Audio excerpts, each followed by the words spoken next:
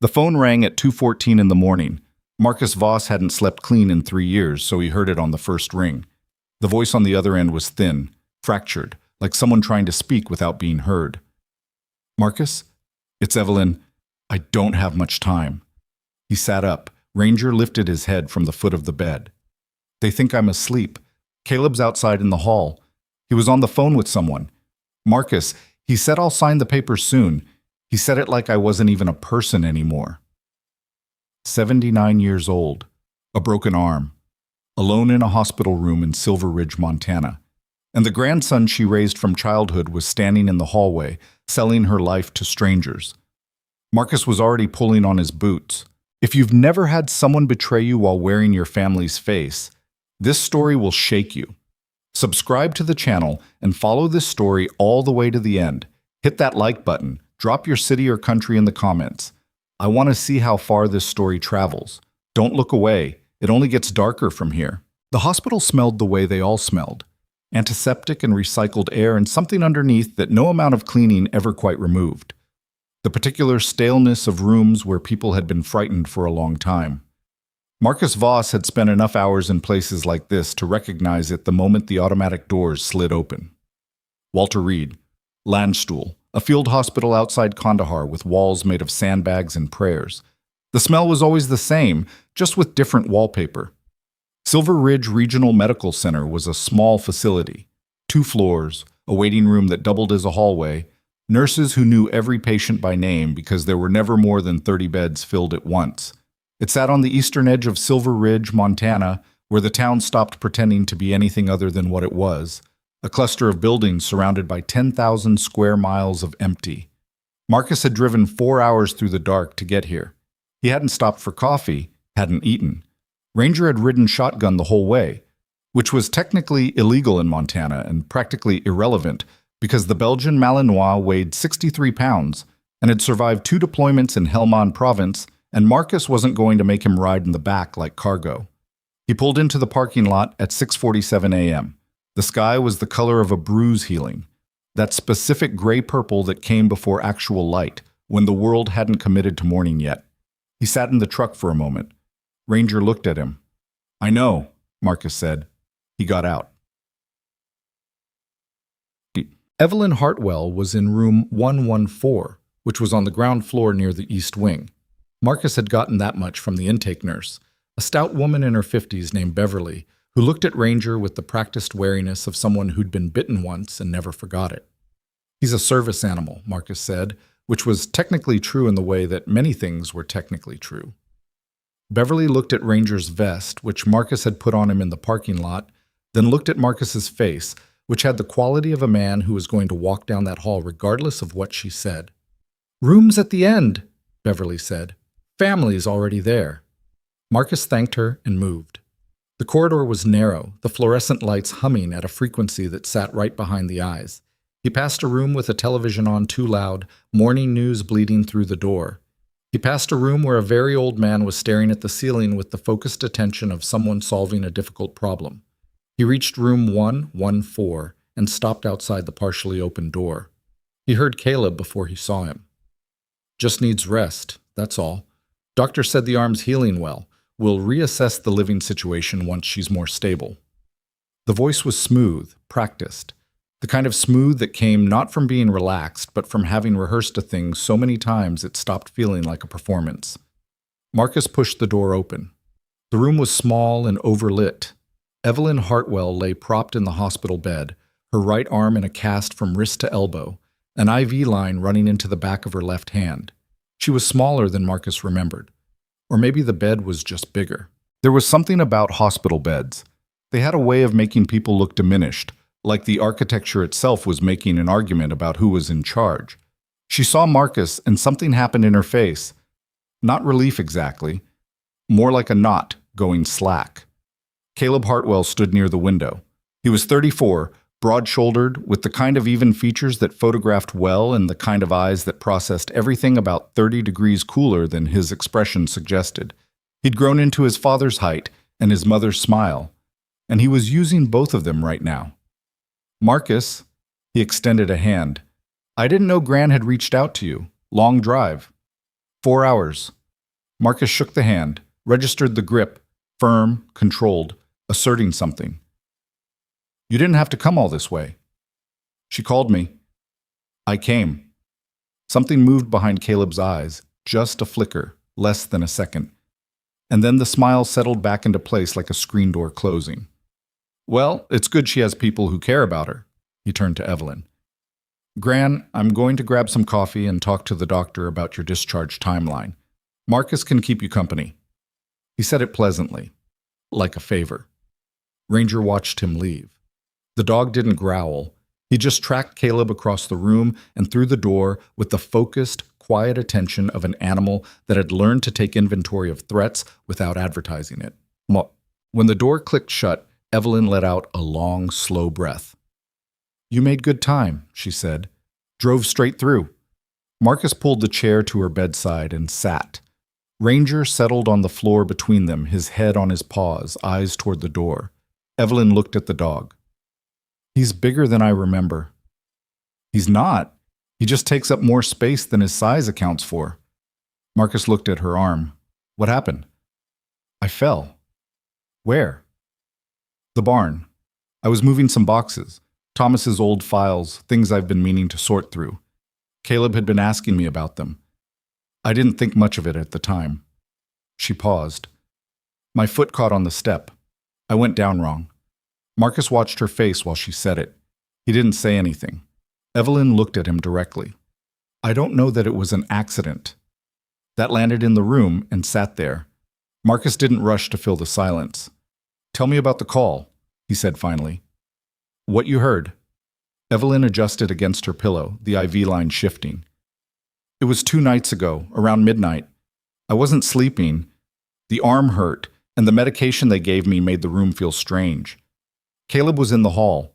I could hear him through the door. He does that sometimes, takes calls at night, out in the corridor, like I can't hear him through a hollow door. What exactly did he say? He said, she'll sign the property over soon. Give me another 2 weeks, and then... She stopped, pressed her lips together. He said, she's not going to fight it. She barely knows what she's signing half the time. Marcus sat with that. Did you recognize the voice he was talking to? No, I couldn't make out the other person. But Caleb wasn't asking. He was reporting, like someone checking in on a project. She looked at her cast. I'm not a project. I know that. I raised that boy. Her voice didn't break. It just got very level. The particular flatness of someone who had decided to hold something together through sheer structural control. After his parents died, he came to me at 11 years old with one bag and a face like a closed fist. I gave him this ranch. I gave him everything Thomas and I built. I know, Marcus said again. When did that stop being enough? He didn't have an answer for that. He suspected no answer would actually help, so he didn't reach for one. The papers he mentioned, Marcus said, do you know what documents he's trying to get you to sign? That's the part that worries me most. Evelyn's voice dropped slightly. Last week, before the accident, Caleb asked me to look over some estate documents. Said it was routine. He had this attorney with him, a man named Steers from Billings. I'd never met him before. Caleb said he was the family attorney now, that he'd switched firms. She paused. I asked to call Nathan Whitmore. He's been our attorney for 22 years, Marcus. Thomas trusted him with everything. What happened when you asked? Caleb said Nathan was semi-retired and not up to date on current estate law. He was very calm about it, very reasonable. He had an explanation for everything. She looked out the window at the gray morning. He always has an explanation for everything. That's what started worrying me. Marcus leaned forward, his forearms on his knees. Evelyn, I need you to tell me everything. What documents he's shown you, what you've already signed, what access he has to your accounts, your legal filings, all of it. Start at the beginning and don't leave anything out. She held his gaze for a moment. Then she nodded, and she talked. It had started 2 years ago. Gradually, quietly, in the way that a fence line drifts, you don't notice until one day you walk the property and discover you're 50 yards from where you thought you were. Caleb had been helpful at first. Genuinely helpful, or so it had seemed. Evelyn's eyesight wasn't what it was, and the administrative side of running a ranch had always been Thomas's domain. The man had a gift for paperwork that Evelyn had always privately considered one of his stranger qualities. After Thomas died 4 years ago, the forms and filings had become a source of steady, low-grade anxiety. Tax documentation, grazing lease renewals, equipment financing. It all kept coming. Caleb had stepped in. "Let me handle this, Gran. I'll take care of it." He'd set up online access to the ranch accounts, handled correspondence with the bank, consolidated some insurance policies that had, he explained, become redundant since Thomas's passing. Little things. Useful things. Except 8 months ago, Evelyn had gone looking for the original deed to the north pasture. She'd had a conversation with a neighboring rancher about a disputed fence line and wanted the survey records. She'd gone to the filing cabinet in the ranch office where Thomas had kept everything, organized in manila folders by category, a system so precise it had always faintly embarrassed Evelyn by comparison to her own organizational approach, which she privately described as aggressive optimism. The cabinet had been reorganized, not emptied, reorganized. The folders were there, but things were in different places. Some files were missing. She'd asked Caleb about it. "I had everything scanned, Gran, for safekeeping. The originals are in a secure storage facility in Billings." She'd accepted that, at the time. Then, 6 months ago, Caleb had brought her documents to sign. A power of attorney, he'd explained. Standard estate planning. It meant that in the event she became incapacitated, a word she'd noticed he used more frequently now, incapacitated, like he was trying to normalize it, Caleb could handle legal and financial decisions on her behalf. She'd signed it. Nathan Whitmore, the family attorney, had called 2 months later to ask if everything was all right, because he'd received some notifications about account restructuring that had come through without his involvement. Evelyn had told him Caleb had handled it. Nathan had been quiet for a moment and then said, "Evelyn, if you ever want me to look over anything, just call me, day or night." She'd thought that was kind. She hadn't understood it was a warning. "Choked. 3 weeks ago," Evelyn said, "I found a document in the pocket of a jacket Caleb had left on the chair in the front room. He'd been wearing it that morning and left it there. I was going to hang it up." "What was it?" "I don't understand all the legal language, but I recognize some of the words." She met Marcus's eyes. Cognitive assessment, diminished capacity, conservatorship. Marcus went very still. "Someone has been building a case," Evelyn said, "to declare me mentally unfit, to hand Caleb legal control over everything, the ranch, the accounts, my medical decisions, everything Thomas and I spent 40 years building." The room was quiet except for the ventilation system and distantly the morning news from 2 rooms down. Marcus stood up slowly, moved to the window, looked out at the parking lot, the pale sky, the mountains sitting dark at the horizon. "He's not working alone, he said. It wasn't a question. "No." "Who does he owe?" Evelyn was quiet for a moment. "About 2 years ago, maybe a little more, Caleb told me he'd made some investments. He was very excited about it, said it was a development group out of Bozeman, that they were acquiring land for luxury resort projects. He said the returns were going to be significant." She paused. "He asked me if I wanted to invest. I said no. Thomas always said that if someone is very excited about telling you how much money you're going to make, the only money you should give them is cab fare home." Marcus almost smiled at that. "I think things went wrong," Evelyn said. "I think Caleb lost money, a great deal of money, and I think whoever he's in with, whoever is waiting for the property transfer, I think they're the ones who are owed." Marcus turned from the window. "Did you still have the document, the one from the jacket?" "No, I put it back." She said it simply, without apology. "I didn't want him to know I'd seen it. I didn't know what to do. I kept thinking I was misunderstanding something, that there was an explanation." A pause. "Then I fell in the barn, and he was at the hospital within 40 minutes of it happening, even though I hadn't called him. I asked the nurse who called him, and she said she hadn't called anyone, that they'd barely gotten me registered when he arrived." Marcus absorbed that. "He knew you were in the barn," he said. Yes. Was he at the ranch that morning? I didn't see his truck, but the ranch is 300 acres. There are places to park where you wouldn't be visible from the house. Ranger had gotten up from the floor. He was standing now, not tense, just at quiet attention, like he was listening too. Marcus made a decision. I need you to call Nathan Whitmore today, he said. Not tomorrow. Today. Tell him everything you told me. Don't use the hospital phone. Caleb's likely to see the billing statement. Do you have a phone he doesn't know about? Evelyn's mouth curved slightly.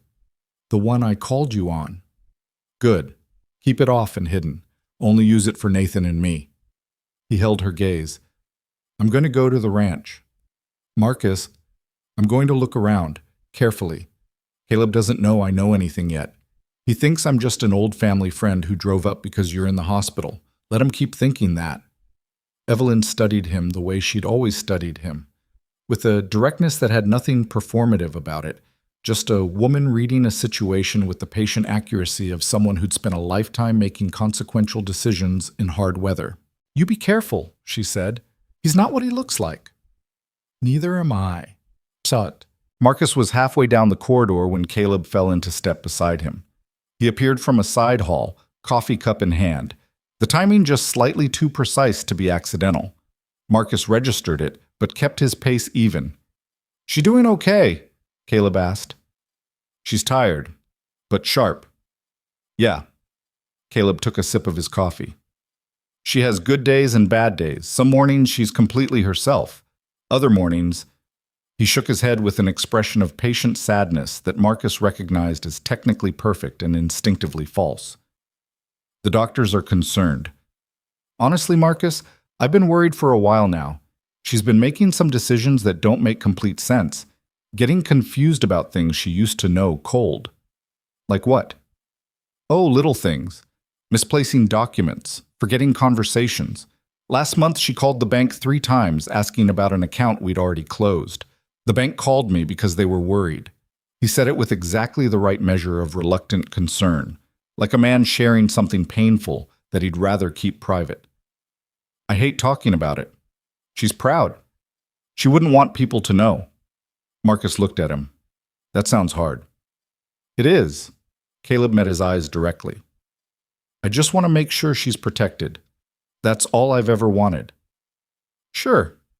They walked in silence for a few steps. Then Caleb said casually, You heading up to the ranch? Thought I'd look in on the place, make sure everything's in order while she's here. That's good of you. A beat. Ranger coming? Always does. Caleb smiled. Good old Ranger.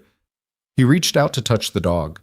Ranger turned his head away from the hand, not aggressively, just declined.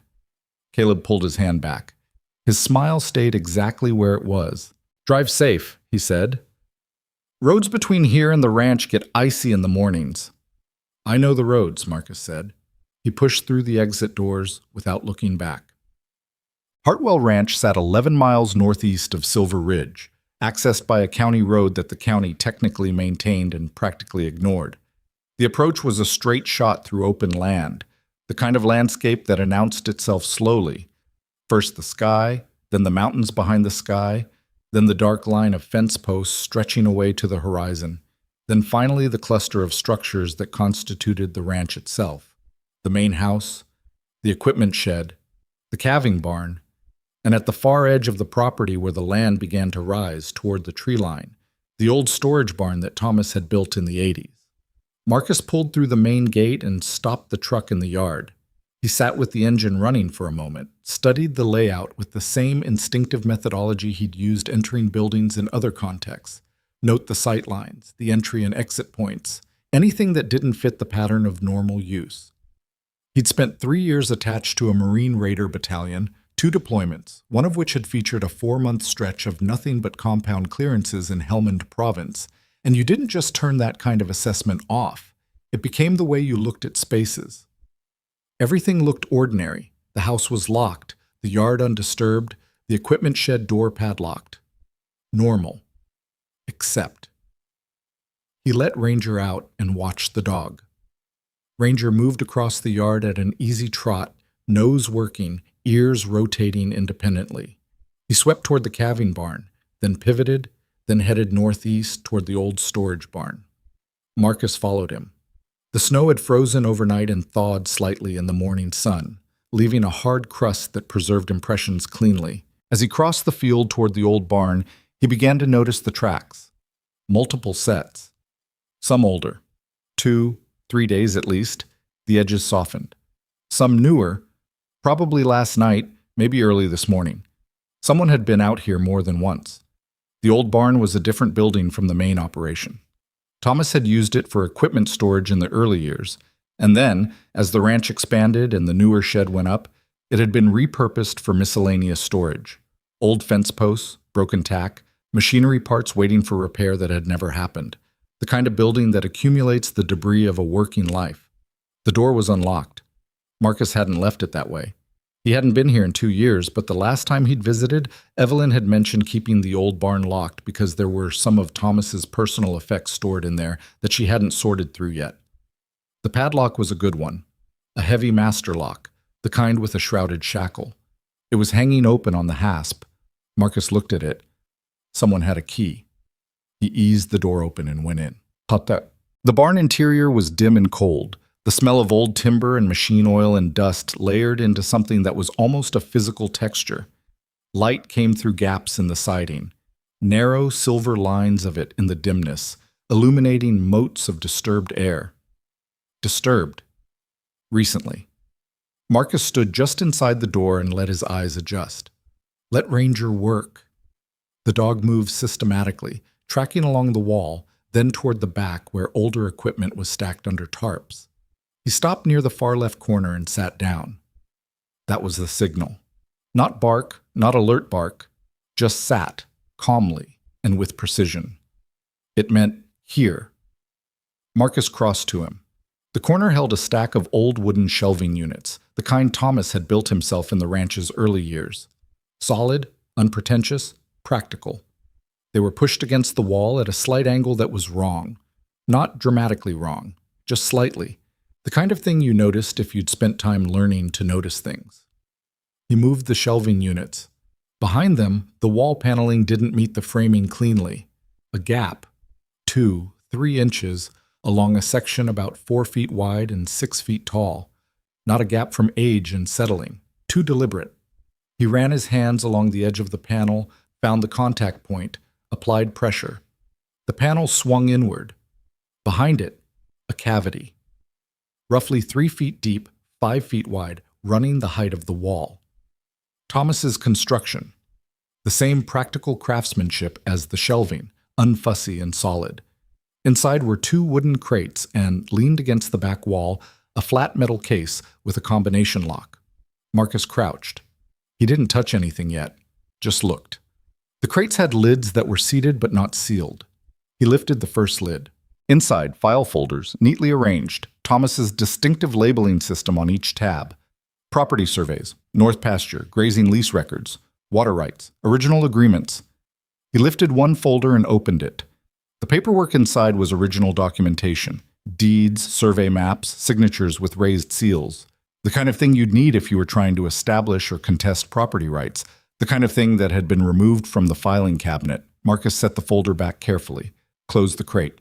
He opened the second crate. Different contents. More recent paperwork. He lifted a folder labeled in handwriting he didn't recognize. Caleb's, he guessed, though he had no reference for comparison. Inside, financial statements, account records, a series of what appeared to be loan documents, the counterparty listed as an entity called Meridian Development Holdings, LLC. Marcus scanned the figures. He'd spent enough time around military contracting and logistics to understand balance sheets at a functional level. What he was looking at was not complicated. It was a cascade. Borrowed money used to finance more borrowing. The whole structure predicated on projected returns from what appeared to be land development investments. He saw amounts. He saw dates. He saw a figure at the bottom of one page marked current outstanding obligation with a number after it that was large enough to change a person's decisions in fundamental ways. He turned to the next folder, medical assessments. 3 of them, on what appeared to be the letterhead of different practices. He read the first one. It was a cognitive evaluation, memory testing, executive function, orientation assessments. The subject was identified only by initials and date of birth, but the date of birth matched Evelyn's. The evaluation concluded that the subject demonstrated significant cognitive impairment consistent with early-stage dementia, with notable deficits in short-term memory, executive function, and temporal orientation. Marcus sat back on his heels. He'd spoken to Evelyn 40 minutes ago. The woman was sharp as a field blade. She had given him precise dates, quoted verbatim conversation, made accurate inferences from incomplete information.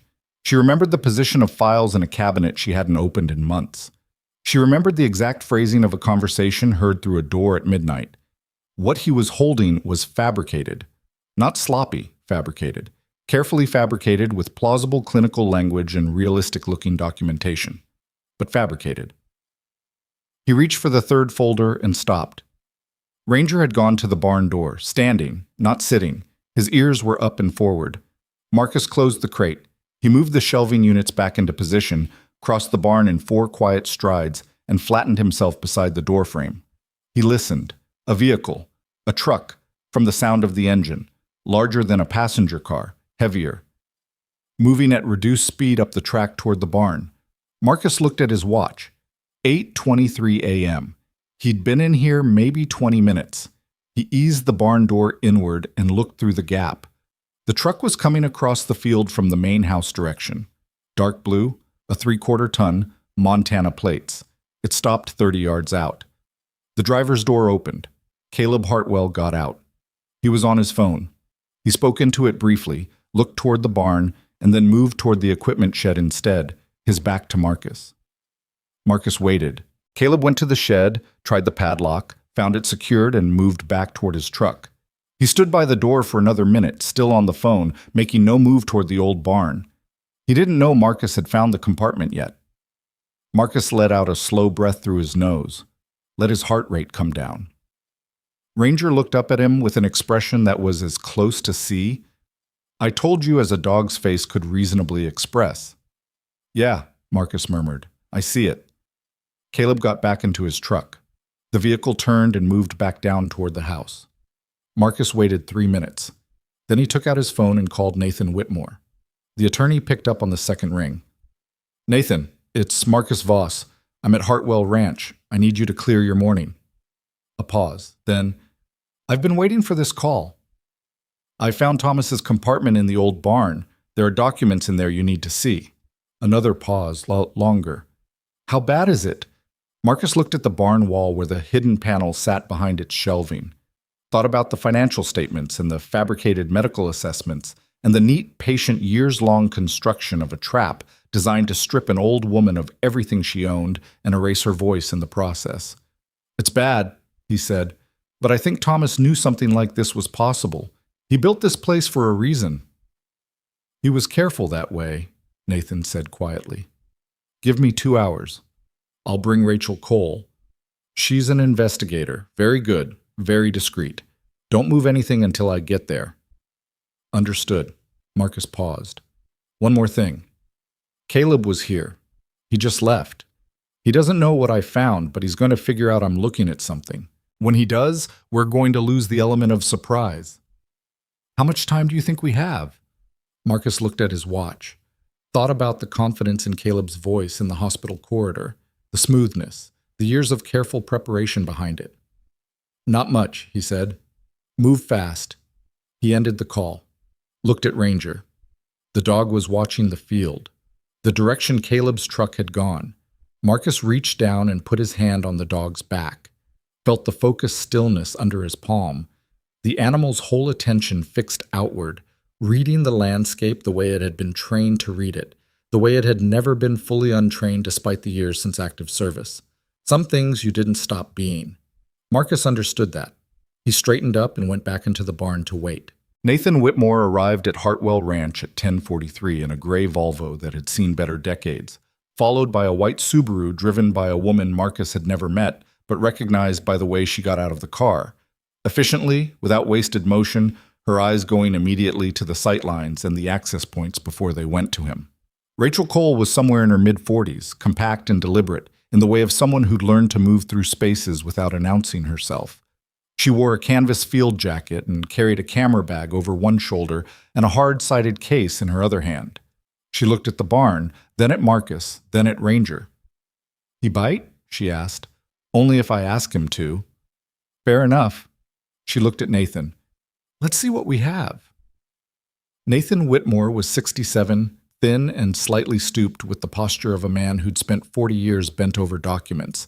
He had a white mustache and the careful eyes of someone who had learned early that the details other people glossed over were generally the ones that mattered most. He'd handled Thomas Hartwell's estate planning for more than 2 decades. He'd been at the funeral.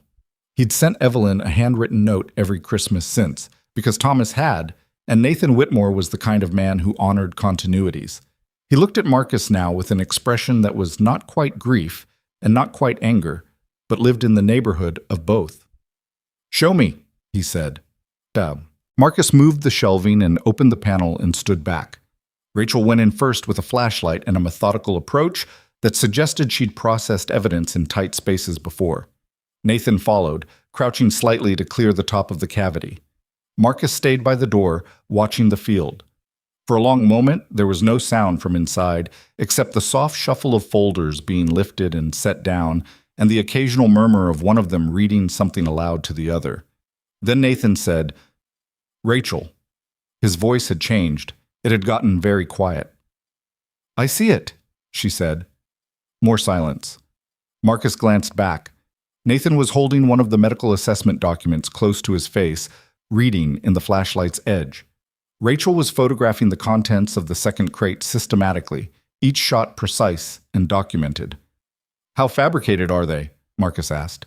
Nathan set the document down and straightened as much as the space allowed. "Professionally done.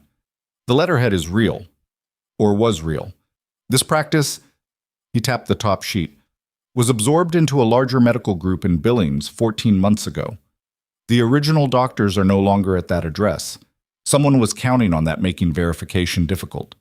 He paused. "It would have made verification difficult. Would have." "I know one of the physicians whose name appears on this assessment, Dr. Patricia Lund. She retired 18 months ago. She did not write this." He said it flatly. "She spent 30 years building a reputation for rigorous ethical practice. She did not write this." Rachel had moved to the flat metal case against the back wall. She looked at the combination lock and looked at Marcus. "Any ideas?" Marcus thought for a moment. "Thomas's birthday, April 14th, 1941. Try 0414. She tried it. Nothing. "His wedding anniversary, June 3rd, 0603. She tried it. The lock opened. Rachel lifted the lid. Inside, a single sealed envelope, and beneath it, a bound document. The cover page bearing the header of a Billings law firm and the words Hartwell Family Trust. Amendment and restatement in heavy type, dated 7 years earlier. Nathan reached past Rachel and picked up the bound document with both hands. He didn't open it immediately. He just looked at the cover page, and something in his face went through a series of small, quiet changes. "Thomas called me about this," he said. 7 years ago. He said he was making some changes to the trust structure and that he'd used another firm for some of the technical elements because they had specialists he wanted. He said he'd explain it to me when it was finalized." Nathan paused. "He died before we had that conversation." "What does it say?" Nathan opened the document and began reading. Rachel kept photographing. Marcus kept watching the field. The silence that followed was the kind that accumulates weight. After 4 minutes, Nathan set the document down on the lid of the first crate and looked at Marcus with the expression of a man who has found the thing he needed and is still processing what that means. "Thomas anticipated this," Nathan said, "or something like it. Not Caleb specifically, maybe, but the scenario. An attempt to transfer the ranch through legal manipulation, through manufactured incapacity claims, through financial pressure. The trust is structured specifically to prevent it." He gestured at the document. "The ranch cannot be transferred, sold, mortgaged, or encumbered without the consent of 2 of 3 designated trustees. Thomas was one. After his death, the role passed to his designated successor." He turned a page. "The successor trustee is Evelyn. The second required trustee..." He paused. Is a person Thomas describes in the document as the individual who demonstrated the character of this family when our family needed it most. Nathan looked up. There's a full legal name attached, Marcus James Voss. The barn was very quiet. Ranger looked at Marcus. Marcus looked at Nathan. He named me. 7 years ago, before you'd spoken to him in... How long? 3 years. We'd lost touch after I moved to Wyoming. Marcus stopped. He named me without telling me. He trusted you without needing to explain why. Nathan closed the document carefully. Which means Caleb cannot do anything to this property without Evelyn's agreement and yours. The power of attorney Caleb had her sign, even if it was legitimately executed, cannot override a trust instrument. The trust is the senior document. He held Marcus's gaze. Caleb's entire plan, every piece of it, only works if this document doesn't exist or can't be produced. He was looking for it, Marcus said. That's why he's been in the barn. He knew about the compartment. He knew Thomas had hidden something. He didn't know what or exactly where. Marcus looked at the open wall panel. He's been searching. That's what the fresh tracks were. Rachel had been listening while she worked. Now she looked up. If he finds out you found it before he does, he already knows I'm here, Marcus said. He stopped by this morning. He doesn't know what I found yet, but he will.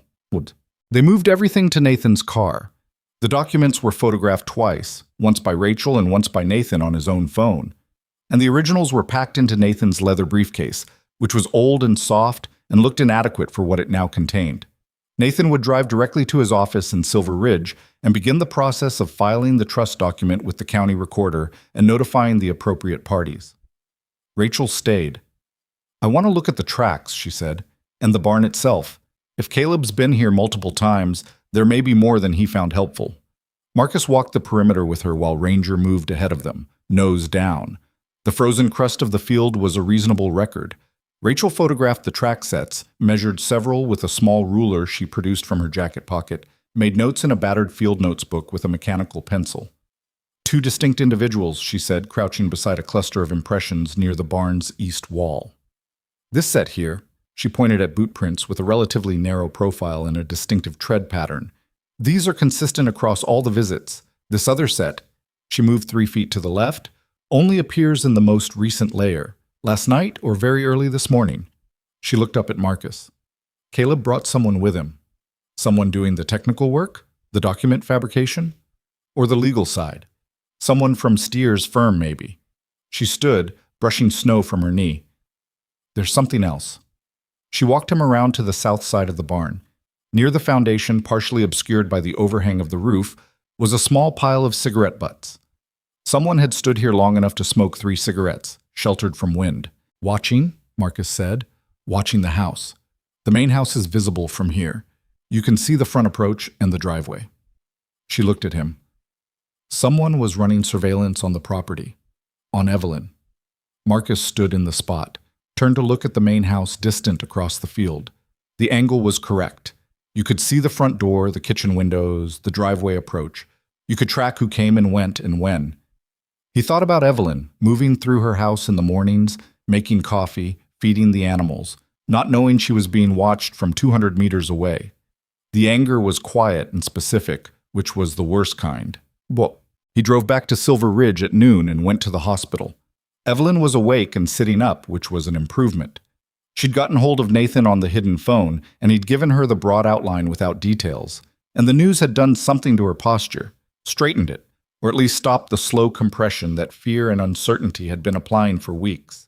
She looked at Marcus when he came in and said, Nathan says Thomas left something. He did.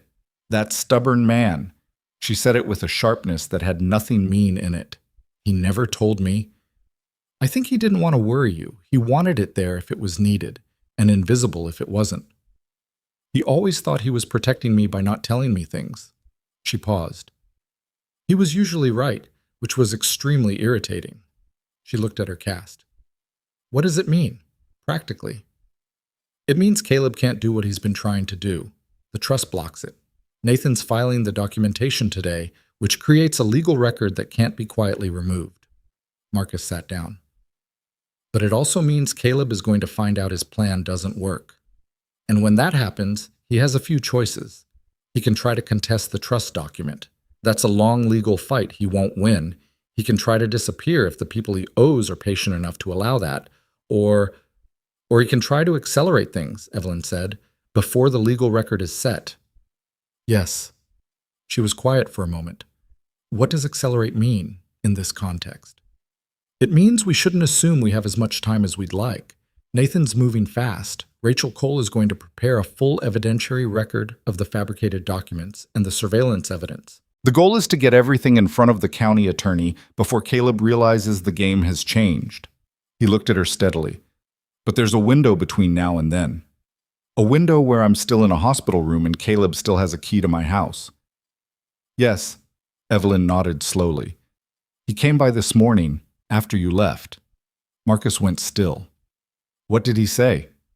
He brought flowers, yellow ones, which he knows I've never liked. Thomas used to bring me yellow flowers as a joke because I told him once they looked like something you'd plant around a mailbox. Caleb doesn't know that story. She looked at the vase on the windowsill. He was very attentive, very kind. He asked me if I needed anything, fixed my pillow, sat with me for half an hour talking about nothing. And the whole time he was looking at my phone. The hospital phone? The room phone. He kept glancing at it, like he was calculating something. She paused. He asked me if anyone had come to visit. I told him a neighbor had stopped by to check on me. He asked which neighbor. I gave him the name of a woman on the county road whose name he wouldn't recognize. He wrote it down. He wrote it down? In his phone. Casual, like he was just making a note. Her voice was level. He's tracking who I speak to. He has been for some time, I think. All those months when I thought he was just being attentive and helpful. He was managing my access to people, my conversations. Who knew what about my affairs? Marcus thought about that, about the gradual nature of it, the patience required to construct that kind of isolation slowly enough that the person inside it didn't register the walls going up.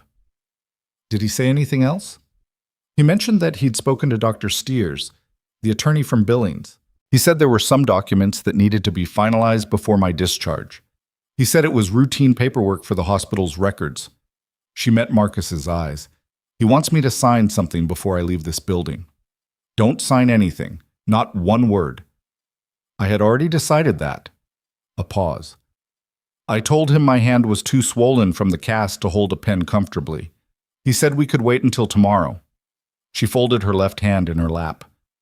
I have until tomorrow morning before he finds another reason. Marcus looked out the window. The sky had gone flat and white, the early afternoon light disappearing behind high cloud cover. Snow coming, probably by tonight. I'm going to make a call, he said. There's someone I need to bring in. Who? County Sheriff's investigator. Her name is Dana Frick. I know her from... It's a long story. She owes me a conversation, and I think we're past the point where this stays informal. Evelyn studied him. You said she owes you a conversation. What does that mean? Marcus was quiet for a moment. He didn't talk about certain things easily. It wasn't a performance. It was just that some history had weight that didn't distribute well across casual explanation. 3 years ago, he said, I was living in Absaroki, working on a ranch there, helping a neighbor with some land disputes. There was a situation with a man named Garrett Hollis, a developer who was using fraudulent water rights documentation to pressure small ranchers off their property. Dana was the investigator assigned to the case. She was doing good work, but she was running into walls. The documentation was complicated, and the county attorney at the time was, he paused, not particularly motivated. What happened?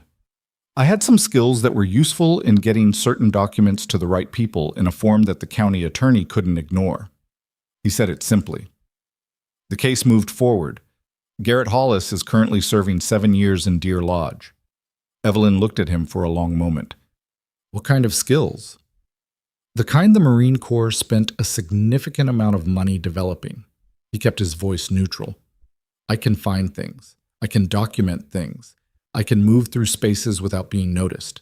I spent 3 years doing it professionally in places where the stakes for getting it wrong were considerably higher than a county courthouse.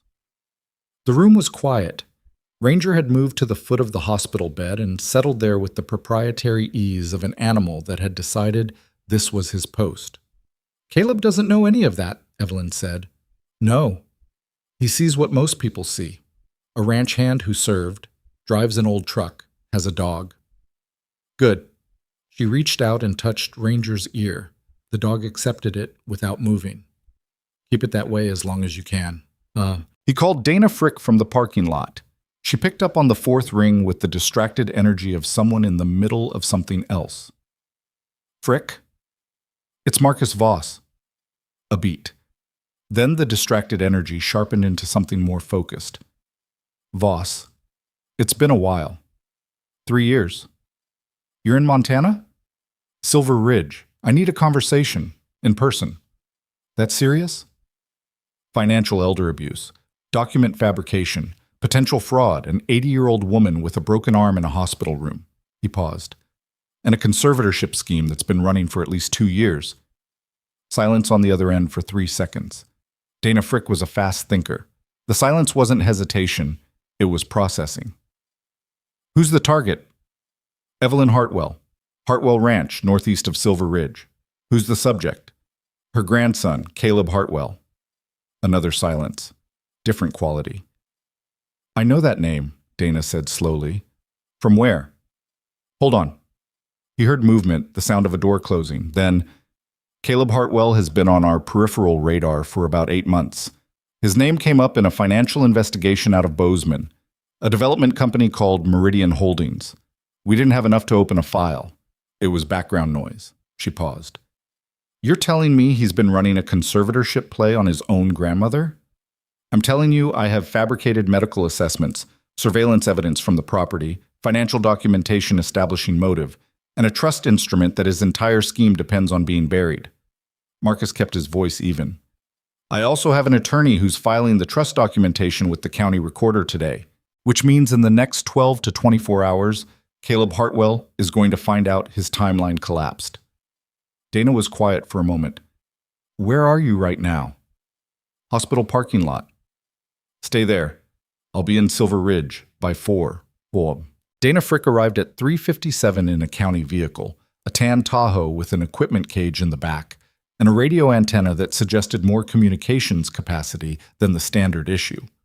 She was tall, close-cropped dark hair going gray at the temples, with the economical movements of someone who'd spent a career walking into rooms where she needed to take in a lot of information very quickly. She shook Marcus's hand in the parking lot and looked at Ranger. Same dog? Same dog. He looks older. We both do. She almost smiled. Tell me everything. Start from the phone call. He told her. Standing in the hospital parking lot with the snow beginning to come down in small, dry flakes that the wind moved in slow spirals, he told her all of it. She listened without interrupting, which was a skill Marcus had always respected in her. Most people, when you were briefing them, were already halfway to their response before you finished the sentence. Dana Frick listened like she was building something, waiting until she had all the materials before she started. When he finished, she was quiet for a moment. The fabricated medical assessments, she said.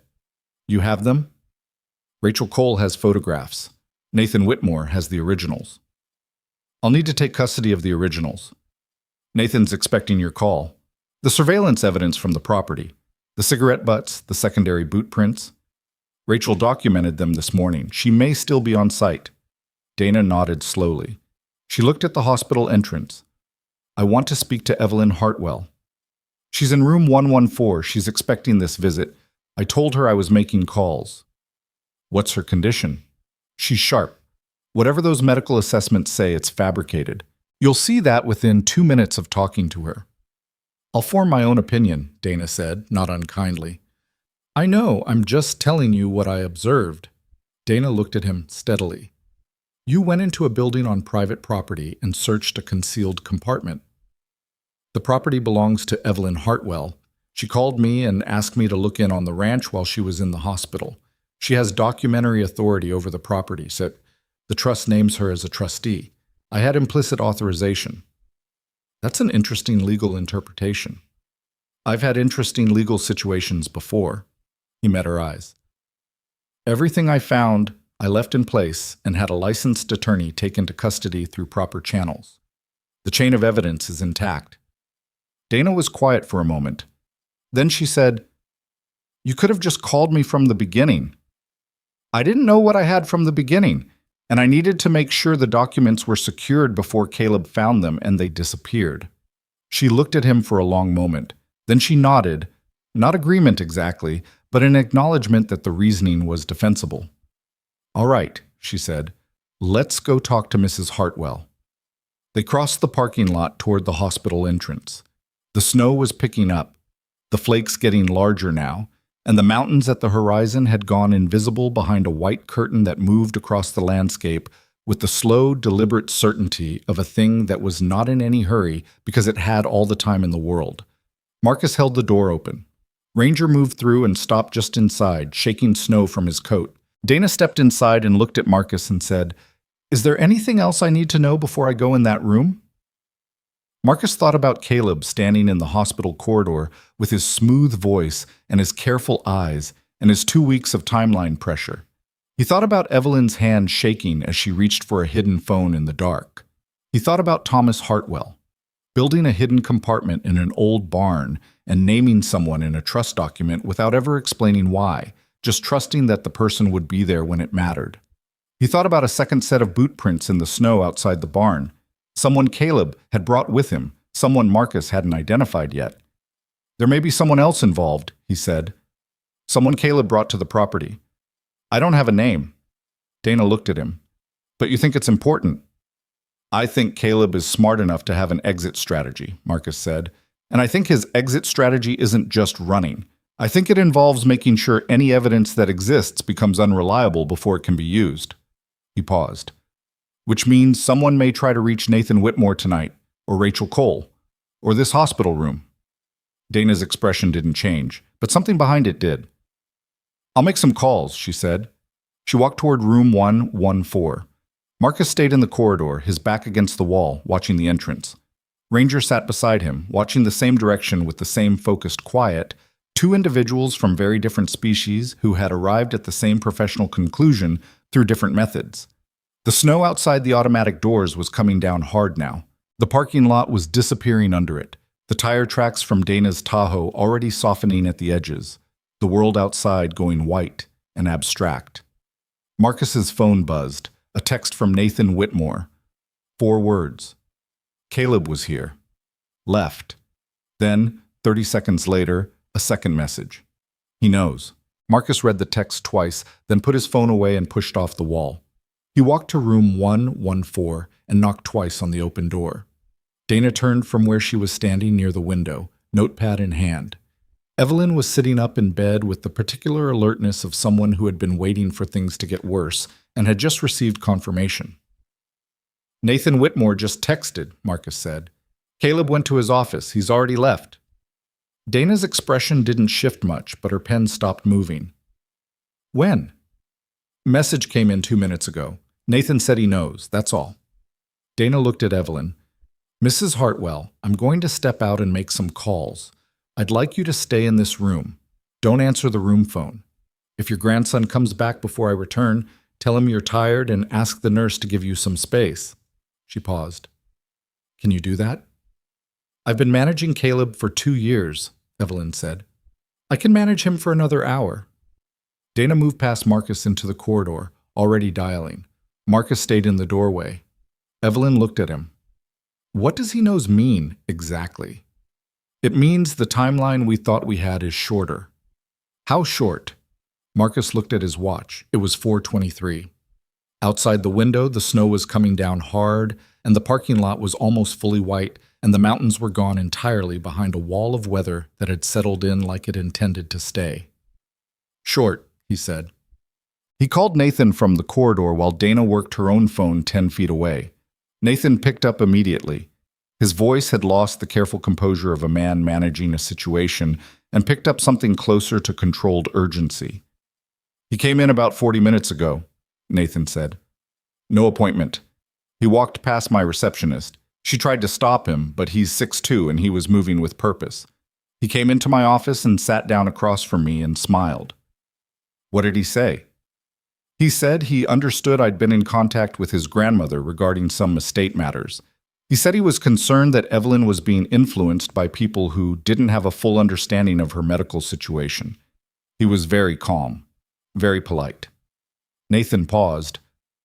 He said he hoped I understood that any documents she might have directed people to should be considered potentially invalid given the cognitive assessments on file. He referenced the assessments directly, by name. He named Dr. Lund and the other physicians. He had copies. He put them on my desk. Nathan's voice was steady but tight. He's been carrying them, prepared to deploy them at any moment. What did you tell him? I told him that I had received documentation from the property that I was in the process of reviewing and that I would be in touch through appropriate legal channels. Nathan paused. He looked at my desk when I said that, specifically at my briefcase. Marcus absorbed that. He's guessing you have the trust document, or he knows the compartment was accessed. Either way, did you file with the county recorder? I was 40 minutes from the recorder's office when he walked in. I stopped the filing while he was there because I didn't want him to know the exact status. Nathan's voice tightened further. That was probably a mistake. I should have... Nathan, Marcus kept his voice even.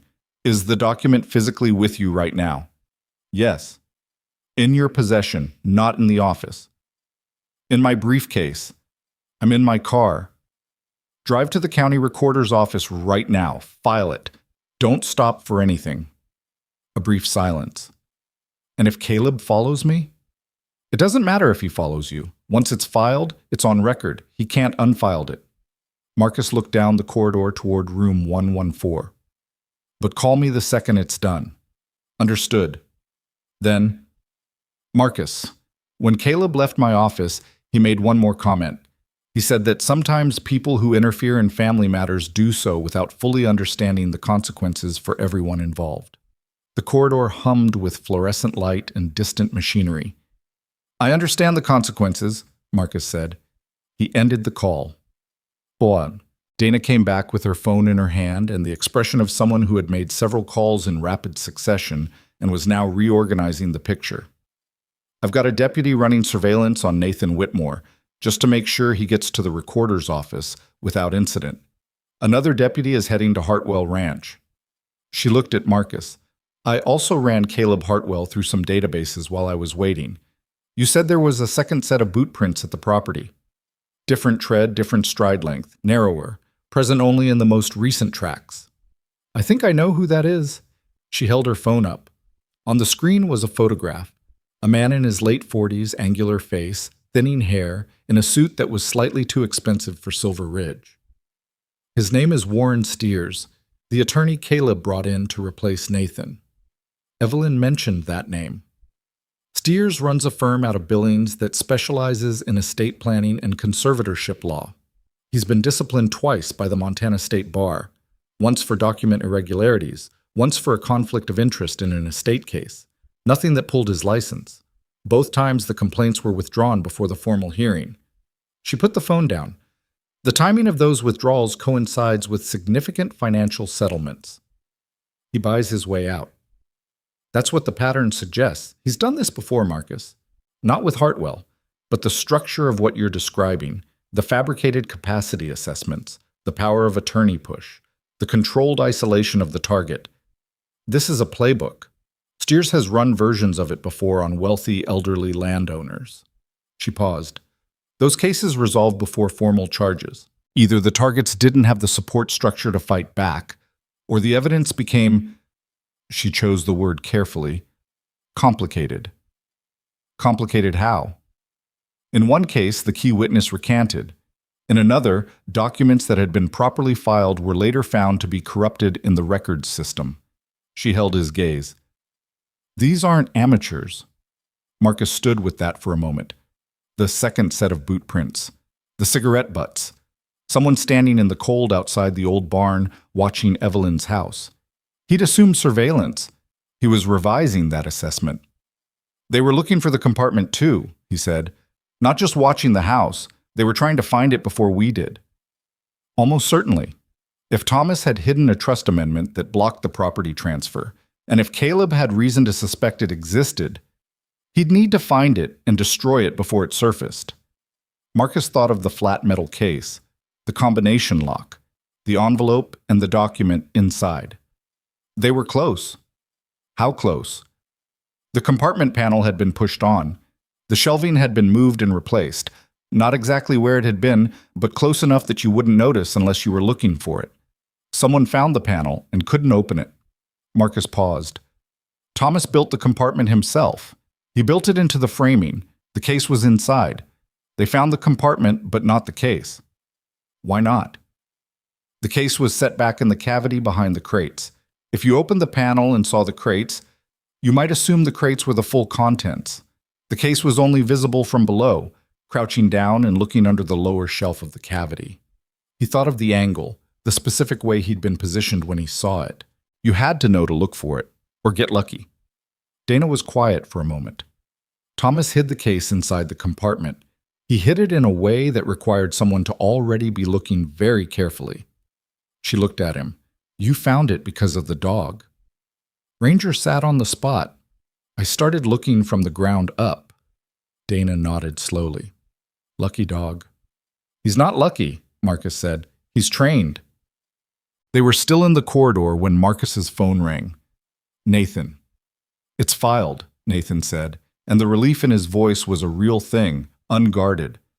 Stamped, recorded, assigned a document number. Hartwell Family Trust Amendment and Restatement is now a matter of official county record. He exhaled.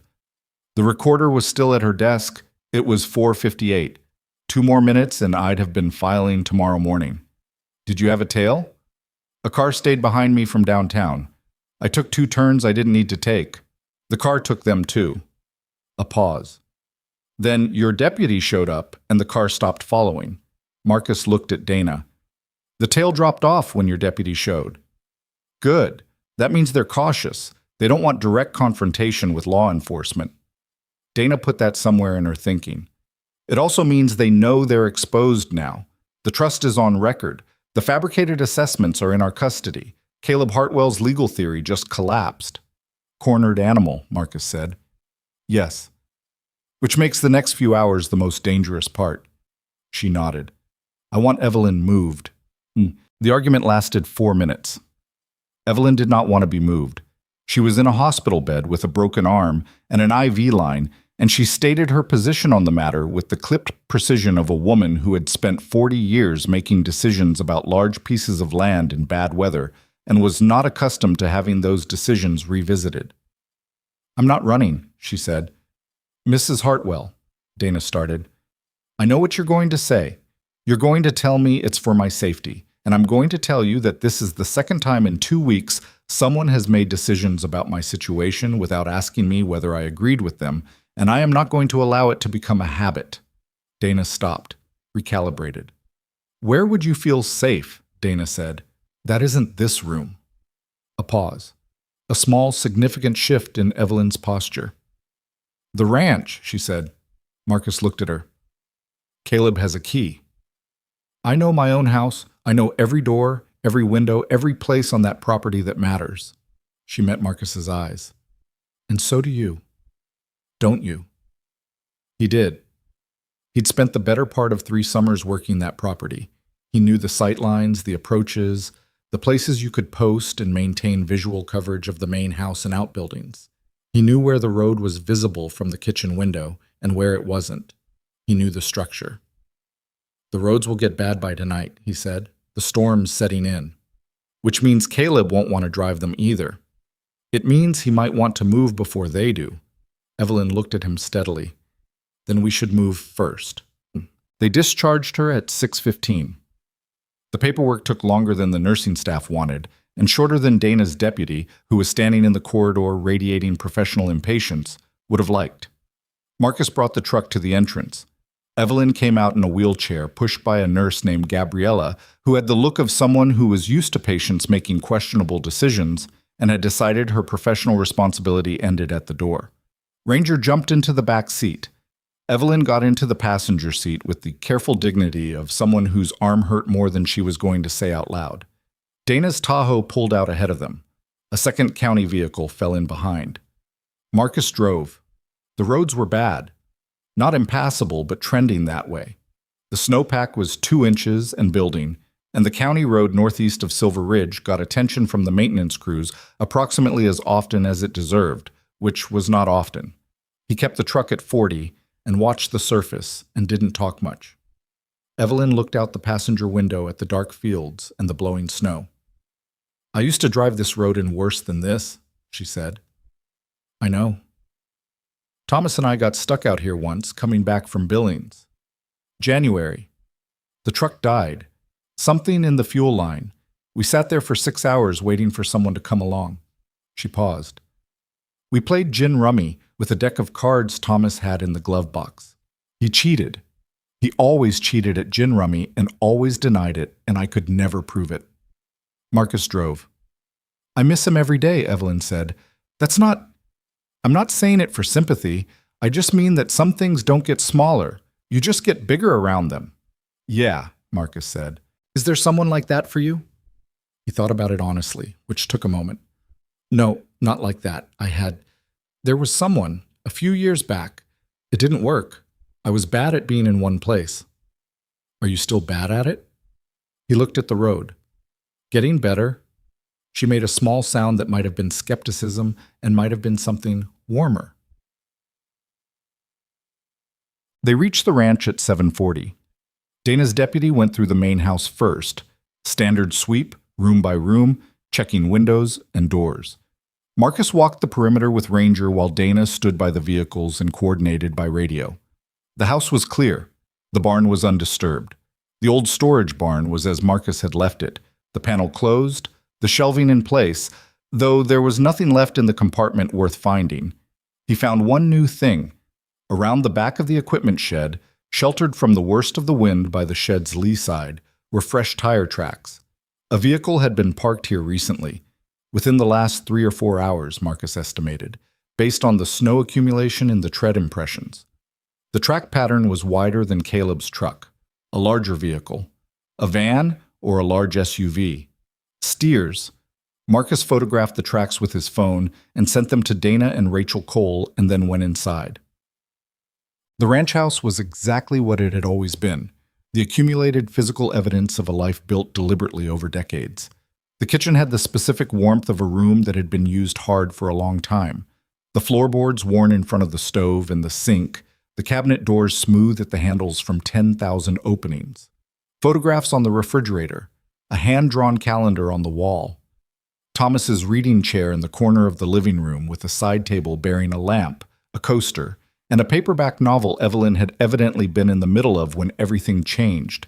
Evelyn stood in her kitchen and looked at it all, and something in her went very still.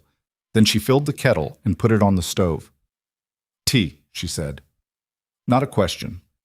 Marcus sat at the kitchen table and looked at Dana, who had come in behind them and was on her radio again, arranging coverage with a deputy stationed at the road a quarter-mile from the property.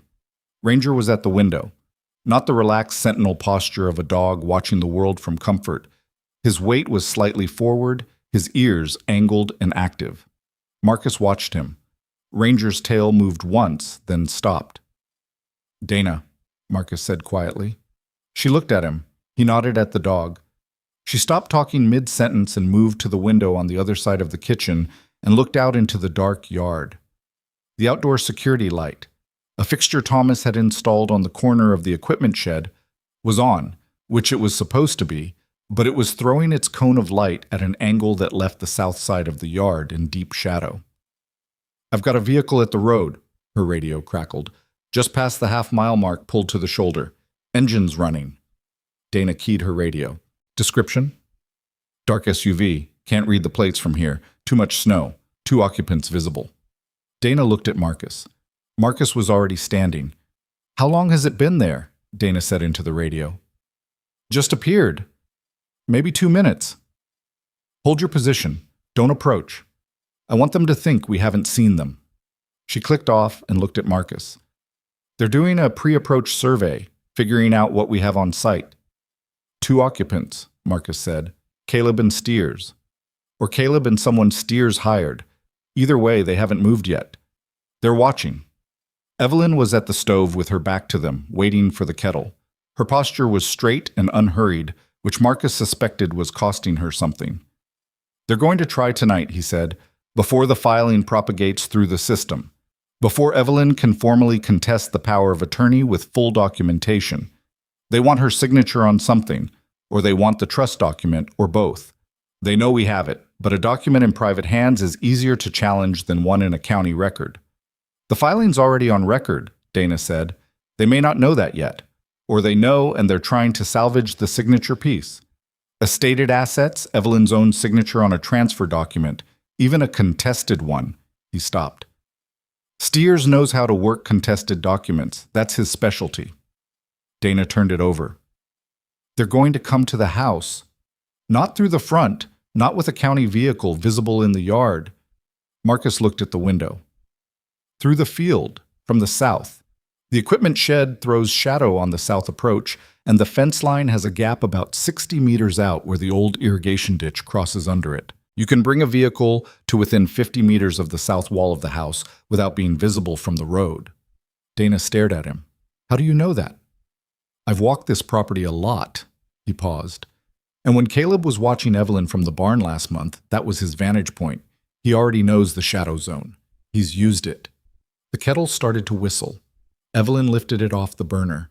Marcus looked at Dana. "I need 15 minutes." "For what?" He was already moving toward the back door, Ranger at his heel. "I'm going to take the south approach away from them." Outside, the cold was absolute and immediate. The kind of cold that didn't build gradually, but arrived all at once the moment you left a heated space, pressing against every inch of exposed skin with the blunt, impersonal authority of a physical force. The snow was 6 inches now, and coming sideways in the wind, which had increased since they'd arrived and was moving through the tree line at the property's north edge with a low, sustained sound that sat just at the edge of hearing. Marcus pulled his collar up and moved. He crossed the yard in the shelter of the equipment shed, staying out of the security light's cone. At the shed's corner, he stopped and let his eyes adjust fully to the dark.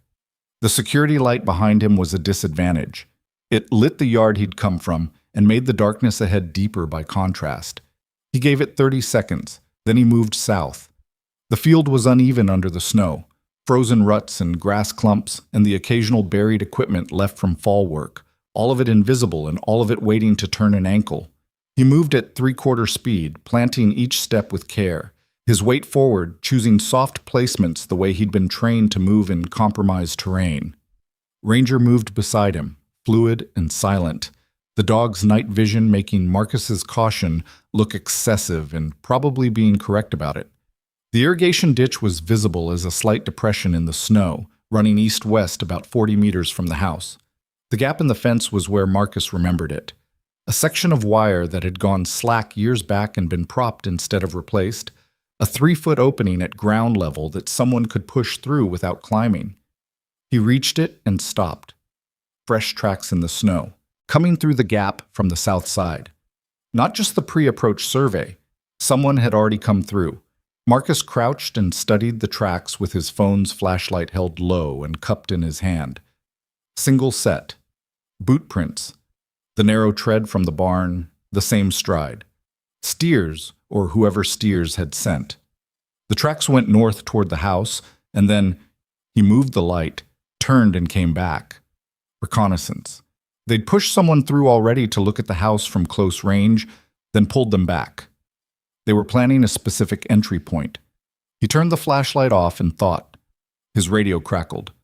Dana's channel. 1 click, which was the signal for contact. He clicked back twice. Acknowledged, moving. He went through the fence gap and south, following the tracks back in the direction they'd come from. Moving faster now, less worried about sound because the wind was covering it, more worried about time. He came around the equipment shed's south corner at a low angle, and the dark SUV was there. 20 meters, engine off now. 2 shapes visible in the front seats through the snow-covered windshield. A third shape moving near the vehicle's rear, someone outside on the phone, partially sheltered by the tailgate. Warren Stiers. Marcus recognized the suit silhouette even in the dark. He was on the phone. Marcus couldn't hear the words over the wind, but he could see the gestures. One hand moving, making a point, the body language of someone giving instructions. The person inside the passenger seat opened the door. Caleb stepped out. He was dressed for the weather. Serious winter gear, a headlamp around his neck that he hadn't switched on, moving with a purpose and deliberateness that was different from his hospital corridor polish. This was a different version of Caleb. The social machinery was switched off. What was underneath it was colder and more functional, and Marcus filed that away. Caleb said something to Stiers. Stiers said something back. Then Caleb turned toward the field, toward the gap in the fence, toward the house. Marcus was between him and it. He stepped out of the shadow of the equipment shed and said, "Caleb." The word came out flat and unraised in the wind, and it stopped Caleb like a held breath. He spun around. In the dark field, with the snow coming sideways and the wind making the distances uncertain, they were 15 feet apart. Caleb's face went through three things in rapid succession: surprise, calculation, and then the social machinery cranking back up, the composure reasserting itself, though it was more visible now. The machinery, the effort of it. "Marcus," the voice was still smooth, still practiced, but something in the register had shifted. "What are you doing out here?" "Same thing you are," Marcus said, "looking at the property. In the dark. Ranch doesn't stop when the light does. Thomas taught me that." Caleb looked at him. Stiers had gone still by the tailgate, phone lowered, watching. "You found something in the barn," Caleb said. Not a question, not quite an accusation, just a statement, delivered with the flat recognition of someone updating a map. "Yeah. The trust document." Marcus didn't confirm or deny it. He just looked at Caleb and let the silence do what silences do when two people both know the answer. Caleb's jaw tightened. It was the first thing Marcus had seen in his face that wasn't controlled. "That document is going to be contested," Caleb said. "My grandmother was not in a competent state when she directed people to that compartment. The medical assessments establish a clear pattern of, the assessments are fabricated. We have documentation establishing that. Dana Frick has the originals." Marcus kept his voice level. "The trust amendment was filed with the county recorder at 4:58 today. It's on record. It's not going away." The wind came through hard, and the snow swirled between them, and somewhere behind Marcus the security light threw its cone across the yard, and everything outside it was dark and getting darker. Stiers moved, just a step, around the rear of the vehicle, but Marcus registered it. "Don't," Marcus said without turning. Said it to the space behind him, clearly, in the specific tone of a man who had learned to talk to spaces behind him in environments where what happened in those spaces had permanent consequences. Stiers stopped. Caleb looked at Marcus with the expression of a man having a calculation and not liking the result. "You can't stop what's coming," Caleb said. "The ranch is worth $8 million in the current market. You know what Meridian Holdings is offering? 11. People don't walk away from $11 million because of a legal instrument that was drawn up by an old man who didn't understand what he was doing. He understood exactly what he was doing. He was protecting a ranch that isn't viable anymore, that hasn't been truly profitable in 12 years. She's been running it on reserves and sentiment, and she's going to die in that house on 300 acres that could be a resort development that employs 200 people." Caleb's voice had taken on a heat that was different from anything Marcus had heard from him before. More real, maybe. More fractured. "I am trying to give her a future. I am trying to take care of her. By declaring her incompetent and forging medical assessments." The heat went cold again. Just like that. "You can't prove the assessments were altered. Dr. Patricia Lund is alive and reachable and has already been contacted by Nathan Whitmore. She's going to provide a sworn statement that she did not author the assessment bearing her name." Marcus watched Caleb's face. "That's not a you can't prove situation. This is evidence of fraud situation." A long silence. The wind. Caleb looked at Marcus with something that was almost, not quite, but almost, different from everything else Marcus had seen in his face, something that didn't have a strategy attached to it. "She was going to lose it anyway," Caleb said quietly. "You know that. She's 79 and she's alone, and in 10 years that ranch will be gone regardless. At least this way she'd have money. She doesn't want money, Marcus said. She wants to die on the land she built with her husband. You knew that. You know her. Something moved through Caleb's face and was gone. Dana's voice crackled on Marcus's radio. Marcus, we have 2 county vehicles coming up the road. ETA 3 minutes. Steers heard it. He took 1 step back toward the driver's door. Caleb heard it. He stood very still in the snow and looked at Marcus and didn't move. This is over, Marcus said. Not triumphant, just a statement of logistics. Caleb looked at the house, at the lit kitchen window where the yellow light was the only warm thing in the landscape. Then he looked back at Marcus. She loves me, he said. I know she does, Marcus said. That's what makes what you did worth every charge they're going to file. The county vehicles came up the road, their light bars off, but their headlights cutting through the snow. Dana Frick got out of the lead vehicle and walked across the field toward them with the specific measured pace of a law enforcement officer approaching a situation she had already decided the outcome of. Steers made a decision. He got into the SUV and started the engine. The vehicle moved forward 3 feet before Dana's deputy materialized from the dark at the vehicle's front bumper with a hand up and a badge visible. Steers stopped. Caleb stood in the snow and watched it all with the expression of a man watching something he built fall down. Marcus stepped back and let Dana approach and handle what came next. He turned and walked back toward the house, Ranger beside him, the snow driving against his back and the wind loud in the tree line, and the kitchen window ahead with its warm yellow light. Behind him, he heard Dana's voice begin the formal language, the words that translated 2 years of careful, patient betrayal into a legal framework that could hold it. He didn't look back. At the kitchen door, he stomped snow from his boots and went inside. Evelyn was at the table. She had made tea and was holding her cup in both hands, her left hand and her cast, the heat from the cup reaching her palms. She looked at Marcus when he came in, looked at his face, at the snow on his coat, at Ranger, who went directly to her side and sat. She reached out and put her hand on the dog's head. Done? She said. Nearly, Marcus said. He sat down across from her. She slid a cup toward him. Outside, through the kitchen window, the lights of the county vehicles were moving in the dark yard, and the snow kept coming, and the wind moved through the tree line with that low, sustained sound, and none of it reached them in here. Marcus wrapped his hands around the cup. The tea was too hot to drink yet. He drank it anyway. The county vehicles stayed until midnight. Marcus sat at the kitchen table and drank 3 cups of tea he didn't particularly want, while Dana Frick ran her operation from the yard, and the radio chatter came through the walls in bursts. Call signs, 10 codes, the bureaucratic shorthand of law enforcement processing a situation into its official form. Evelyn had moved to Thomas's reading chair sometime after 9, the paperback novel still on the side table where she'd left it weeks ago, and she sat with Ranger at her feet and didn't try to read it and didn't talk much, which Marcus understood was not absence, but the particular quality of attention a person paid to something that was happening inside them rather than around them. Caleb had been detained at the property and transported to the Silver Ridge County substation for formal questioning. Stiers had been detained separately, a deliberate choice by Donna, who understood that co-conspirators processed in parallel and without access to each other produced better information faster. The SUV had been impounded pending a warrant for its contents, which Dana had applied for from the property while the snow was still coming down. At 11:40, Dana came inside.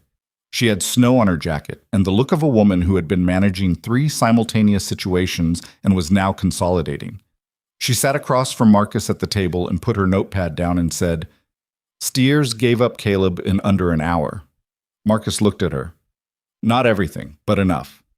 She turned a page on her notepad. The medical assessments were commissioned through Steers' firm. He has 2 associates who specialize in, and I'm using his word here, documentation support, which appears to mean document fabrication for estate and conservatorship proceedings. This is not the first time. You said that earlier, the previous cases. Now I have names. She tapped her notepad. Stiers gave us 3 prior instances where similar documentation was prepared for similar proceedings. 2 of those cases settled confidentially. The third, the target died before the conservatorship was finalized, and the estate went to the rightful heirs, and no one looked closely at the documents because there was no longer a reason to contest them. She paused. We're going to look closely now. Caleb? Caleb is lawyered up. He called someone from Billings before we'd finished reading him his rights. She said it without particular surprise. He's not talking, but he doesn't need to. Steyer's cooperation, the documents we have, Rachel Cole's evidence report, and the financial records from the compartment established the conspiracy.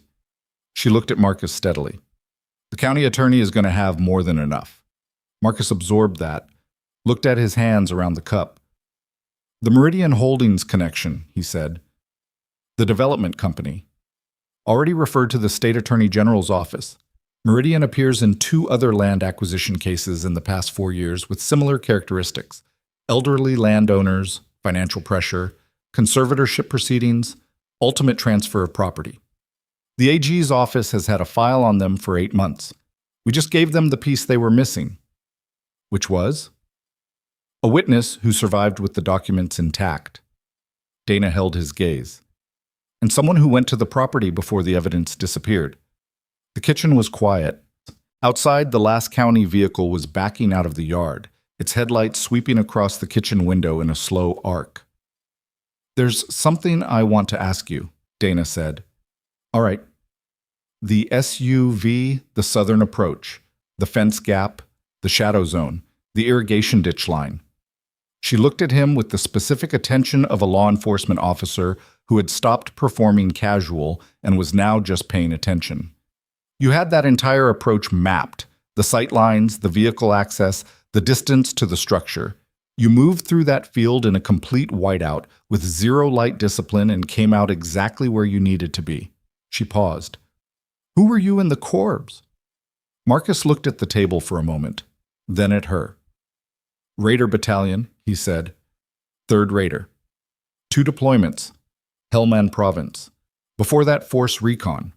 I was selected for MARSOC in 2009, served until 2018. Dana was quiet. 9 years of special operations, she said. Give or take. Give or take. She made a note, though Marcus suspected it wasn't a note she needed. And now you work on ranches. I work on ranches, he said. Because... He was quiet for a moment. This was the kind of question that had a real answer and a safe answer. And the real answer was longer and more tangled than a kitchen table at midnight in a snowstorm was the right place for. Because it's quiet, he said. And because the work is honest and the results are visible. You fix a fence, the fence is fixed. You help a calf that's struggling, it lives or it doesn't, but you know what you did and didn't do. There's no... He stopped, chose something. In the work I used to do, the results were often classified, or disputed, or both. You couldn't always tell what had mattered and what hadn't. He looked at the window. Out here you can tell. Dana sat with that for a moment. Evelyn knew? She asked. No, not the specifics. She knew I'd served. She didn't ask beyond that, and I didn't offer it. Thomas asked once, early on, and I told him what I just told you, and he said... Marcus paused. Something moved across his face briefly. He said, a man who's been where you've been has earned the right to choose what comes next. And then he went back to fixing the tractor and didn't bring it up again. Dana closed her notepad, stood up. Get some sleep, she said. I'll need a full formal statement from you tomorrow morning. 10 o'clock, substation. She put her jacket back on. You should know that what you did today, the way you sequenced it, the documentation chain, the timing of the filing... She stopped. Most people, even people with your background, would have gone at this differently, faster, more directly. Faster would have given him time to respond and destroy the documents. I know that. I'm saying you thought it through. You understood the legal architecture well enough to use it. She looked at him with something that wasn't quite a compliment but lived nearby. That's a skill set that goes beyond ranching. I've had some experience with situations where the mission parameters mattered, Marcus said. Dana almost smiled again. She was very controlled about almost smiling, which Marcus appreciated because it meant the ones that got through were genuine. 10 o'clock, she said. She left. Schatz. The house was quiet. Evelyn had fallen asleep in Thomas's chair sometime around 11:30, her head tilted against the wing of it, her cast resting in her lap. Ranger had not moved from the foot of the chair. Marcus turned the living room lamp to its lowest setting and put a blanket over her and went to check the doors and windows, which was something he was going to do regardless and which he did methodically, room by room, the way he always checked spaces. Everything was locked and still, and the storm had slowed to a low, persistent snowfall, the violent horizontal phase spent, what remained more like the snow settling into itself after the drama of its arrival. The yard was empty and white, and the tire tracks from the county vehicles and the SUV were filling in slowly, the evidence of the night becoming softer by degrees. He went back to the kitchen and sat. He thought about Caleb's face in the field, the heat that had come into his voice, the way his composure had fractured along very specific lines. Not guilt, exactly, or not only guilt, but something more complicated, the fracture lines of someone who had decided a thing was justified and then had to stand in front of the person they'd decided it about and hold that position. He wasn't going to forgive Caleb. That wasn't his work to do. But he understood the shape of how it happened. The debt first, probably. Some version of the story Evelyn had described, the investment that went wrong, the amount that seemed manageable becoming the amount that didn't, and then the realization that the one asset large enough to fix it was right there, was family, was technically going to come to him eventually anyway. So was it really so different? And you kept telling yourself that until the fabricated documents were on someone's desk and an old woman was in a hospital room with a broken arm asking whether her accident was really an accident. That was how it went. Not a decision, but a series of small capitulations, each one making the next one easier. Marcus knew something about small capitulations. He'd made some of his own, in different contexts, with different stakes. He'd spent some years afterward looking at the distance between the person he'd been trained to be and the person he'd been on certain days, and the distance was not always comfortable. That was probably why he was sitting in this kitchen at midnight instead of somewhere that wasn't complicated. He reached over and turned the kitchen light off. In the dark, with the snow outside and the low lamp from the living room making a yellow edge in the doorway, the kitchen was the kind of quiet that had texture. He sat in it for a while. He slept on the couch and woke at 6:15 when Ranger nudged him with a nose that was colder than seemed biologically necessary. "All right," Marcus said. He made coffee and fed Ranger from the supply he kept in the truck and stood at the kitchen window and watched the morning arrive. The storm had left 14 inches, and the sky above it was the particular intense blue that follows hard weather, the kind of blue that had no compromise in it. The field was unbroken white in every direction, except where the tire tracks had left their long parallel scars south toward the fence line, already softening at the edges. He was on his second cup when Evelyn appeared in the kitchen doorway. She'd slept in the chair. Her hair was on one side, and her cast arm was held slightly away from her body the way it always was in the mornings, before the day's movement worked some of the stiffness out. She looked at the coffee pot. "Left enough for you," Marcus said. She poured a cup and stood at the other side of the kitchen and looked out the window and didn't say anything for a long minute. "Did he do it?" she asked. "The fall in the barn?" Marcus had thought about whether to answer this question and had decided that Evelyn Hartwell was not a person you protected from true things. "I don't know," he said. "Dana's going to look at it. The timing is suspicious, Caleb arriving 40 minutes after you were admitted without anyone calling him. But suspicious isn't proof." "No," she said. "It isn't." Another silence. "If he did," she said, "I need to know that. Not because it changes what happens legally, just because—" She stopped. "I raised him. And if he is capable of that, then I need to understand the distance between the boy I raised and the man I was living next to." "I know. I'm not asking you to find out for me. I'm just telling you that I need to know eventually." "Dana will find out," Marcus said. "If it's findable, she'll find it." Evelyn nodded, drank her coffee, looked at the field. "He said something to me once," she said. "About 2 years ago, before all this started. We were sitting at this table and we were talking about the ranch and about what would happen eventually when I was gone. He said," she paused, "he said, 'I'm going to take care of all of it, Gran. You don't need to worry about any of it. And at the time I thought that was kindness. I thought he was being thoughtful about a difficult subject. She put her cup down. I didn't hear what he was actually saying. What was he actually saying? That it was already decided, that I didn't have a role in what happened to the thing I built. She looked at Marcus. I should have heard that. You heard a grandson telling you he loved you, Marcus said. That's a reasonable thing to hear. It was what I wanted to hear. That's not a character flaw. She was quiet for a moment, then, Thomas heard it differently. Marcus looked at her. He never said anything directly, but about 6 months after that conversation he started working on the barn. Said he wanted to do some reinforcement of the old structure. Spent 3 weekends out there. She looked at the window, at the distant shape of the old storage barn visible across the white field. I thought he was just being Thomas, finding projects. He always had to be doing something with his hands. She paused. He was building the compartment. The kitchen was very still. He didn't tell you, Marcus said. He didn't tell me. She picked her cup back up, which is a conversation we are no longer able to have, and which I find... She stopped. Frustrating is not exactly the word. Frustrating doesn't have enough grief in it. At 9 o'clock, Marcus drove to Silver Ridge. The roads had been plowed on the main county route, which was better than he'd expected and worse than the plow operators probably thought it was. He followed a sand truck for 6 miles and arrived at the substation at 9:48, which was close enough. The Silver Ridge County Sheriff's substation was a single-story building on the west side of town that had been a feed and seed warehouse in a previous decade and still carried the architectural ambition of that origin.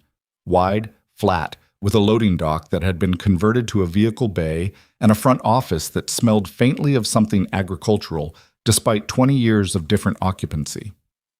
Dana was already in the interview room with a deputy and a recording setup that was more professional than the room deserved. Marcus sat across from her and walked through everything from the beginning. The phone call at 2:14, the drive, the hospital, the barn, the compartment, the documents, Rachel Cole, Nathan Whitmore's filing run, the tracks in the snow, the SUV, the field. He was precise about sequence and specific about details, and he did not editorialize, which was the approach he'd been trained in for operational debriefs and which still served him. Dana asked questions, good ones. She circled back on specific moments, the way a careful person checks a structure by pushing on the joints. At one point she said, when you found the fabricated assessments in the compartment before you called Nathan Whitmore, did you remove any documents? No. Did you photograph any documents? No. I didn't want to create any ambiguity about the evidentiary chain. Rachel Cole photographed everything, and Nathan Whitmore took physical custody. I touched the folders only to confirm their contents and replace them. You confirmed the contents and didn't photograph them. I have a reasonably accurate memory, Marcus said. It's been trained. Dana looked at him for a moment. What did the financial statements show from memory? Outstanding obligation to Meridian Development Holdings, LLC, of approximately $2.3 million, based on the figures I read. Loan origination dates ranging from 22 to 14 months prior. Interest rate structure suggesting a non-institutional lender, probably private equity, possibly with connections to the development side of Meridian's operation rather than the financial side. The documents also showed 3 prior tranches of smaller borrowing from what appeared to be a separate entity totaling roughly $400,000 that predated the Meridian exposure. Dana had stopped writing and was just looking at him. $2.7 million approximately, total exposure, Marcus said, against a property Meridian was apparently offering $11 million for. Caleb's cut, after satisfying the debt, would have been roughly $8 million, although I'd expect there were additional fees and costs that would reduce that. You read all that in, how long were you in the barn before the truck arrived? Approximately 20 minutes. The deputy in the corner had stopped typing. Dana wrote something on her notepad, turned it toward Marcus. It said, Marsoc. He looked at her. I ran your service record this morning, she said. What I could access, some of it is still restricted. Some of it will stay restricted. I'm not asking about the restricted parts. She pulled the notepad back. I'm asking because I need to know whether anything you did yesterday creates a problem for the prosecution. Nothing I did was illegal. Everything was either within the scope of Evelyn's authorization or conducted in support of law enforcement activities after I made contact with you. The barn entry. Evelyn Hartwell has authority over that property. She asked me to look in on it. There's nothing in the lock I bypassed. I found it open. Someone else bypassed it before I arrived. And your training had nothing to do with your ability to find a concealed compartment in an old structure. My training helped me notice the physical signs that something was there. Disturbed dust, misaligned shelving, a dog with a good nose. He paused. The compartment was found by a combination of professional skill and a Malinois with intact scent drives. I think the prosecution can survive that. Dana was quiet for a moment. Then, the county attorney wants to meet with you this afternoon. All right. He's going to ask you some of the same questions I just did. He's going to be less... She searched for the word. He's going to be more direct about what he thinks of civilians operating in this space. He can be as direct as he wants. He's going to push on the barn entry. He's going to suggest that the defense will argue tainted evidence, fruit of the poisonous tree. The trust document was retrieved by Nathan Whitmore, a licensed attorney acting on behalf of his client, Evelyn Hartwell, who authorized him to retrieve her late husband's estate documents from her property.